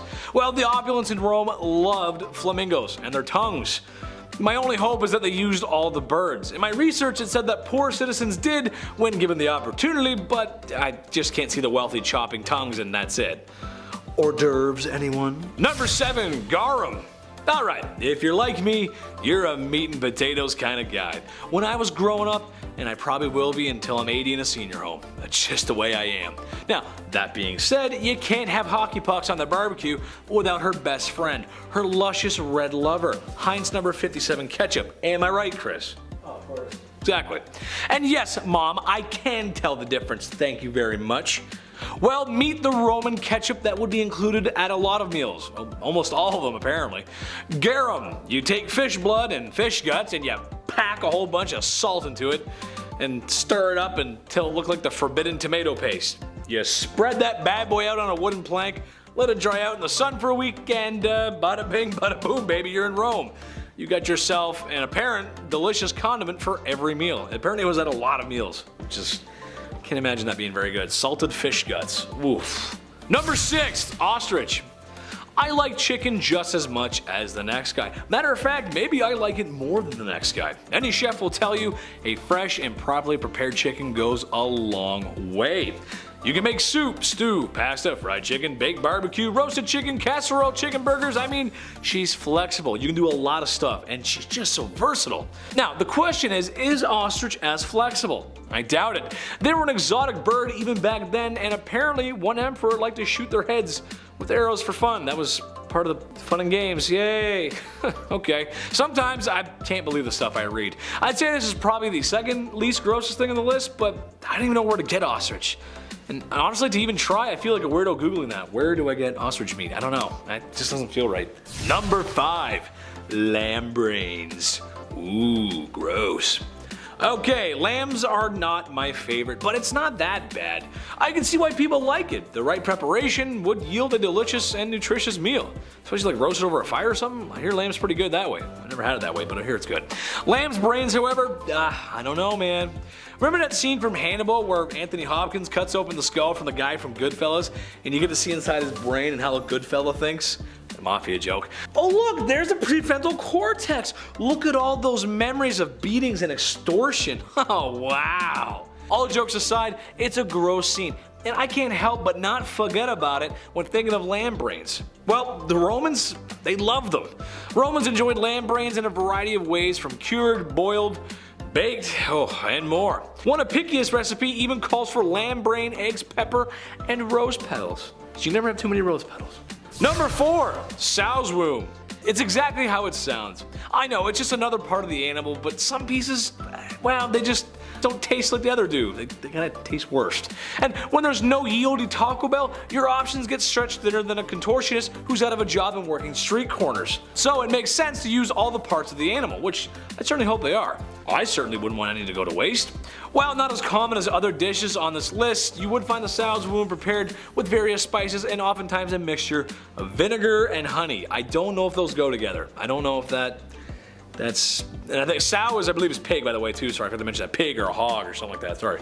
Number 3, giraffe. I mean, okay, such peaceful animals and just all necks. Is neck even that good to eat? I don't know. Has anyone ever had giraffe before? I don't know. Another animal considered to be very exotic for the time, even back then. Sometimes they would even find their way into the arena to fight themselves or other animals like lions. Kinda crazy. If you've ever seen a giraffe fight before, you know how brutal they can be. It's basically who can whip their neck back and forth the hardest and the fastest. Scientists uncovering artifacts from an ancient restaurant in Pompeii found remains of a giraffe leg, so it actually may be more common than we think it was. Number 2, jellyfish. Squidward. There's only 2 things I know about jellyfish. 1, in SpongeBob, jellyfish produce a most delicious jelly, hence the name, and that goes on a Krabby Patty. Remember that episode? It's one of my favorites. 2, jellyfish got some nasty stingers, some of which can prove to be lethal, and no amount of Bear Grylls knowledge and urine can save you. He pees on them. I saw him do it once, and now I always remember that if I get to pee on it, but apparently that's not how you do it. Anyway, jellyfish were most likely not eaten every day on everyone's diet. However, there are mentions of it in some Roman writings. Epictetus' cookbook is the best collection of ancient Roman recipes to ever survive. It mentions of a jellyfish omelet as an appetizer. Although I gotta say, I don't know if jelly and egg go together like that. Chris is saying no too. That's a weird one. Number 1, blood pudding. Oof. This one I know that we still eat today and some cultures love it, but there's just something about the blood for me, personally. I can't get over it. I get lightheaded thinking about blood and the taste. Well, I think I'd rather suck on an iron girder. Well, I called the chief, who was a world-class chef, and he said, it ain't it. Roman blood pudding, or sausage, was prepared by mixing a very readily available resource of lifeblood and fat and oats to make for a very loving, tasty meal. Oh god. Sometimes it was even put into sausage form with animal innards. Just cause, you know, go ahead, fry those bad boys up. Cook them up for me. You love this. Oh, I can't even say it, dude. It's so gross. Just go ahead and cook those bad boys up. It sounds great. I promise I won't puke at the dinner table.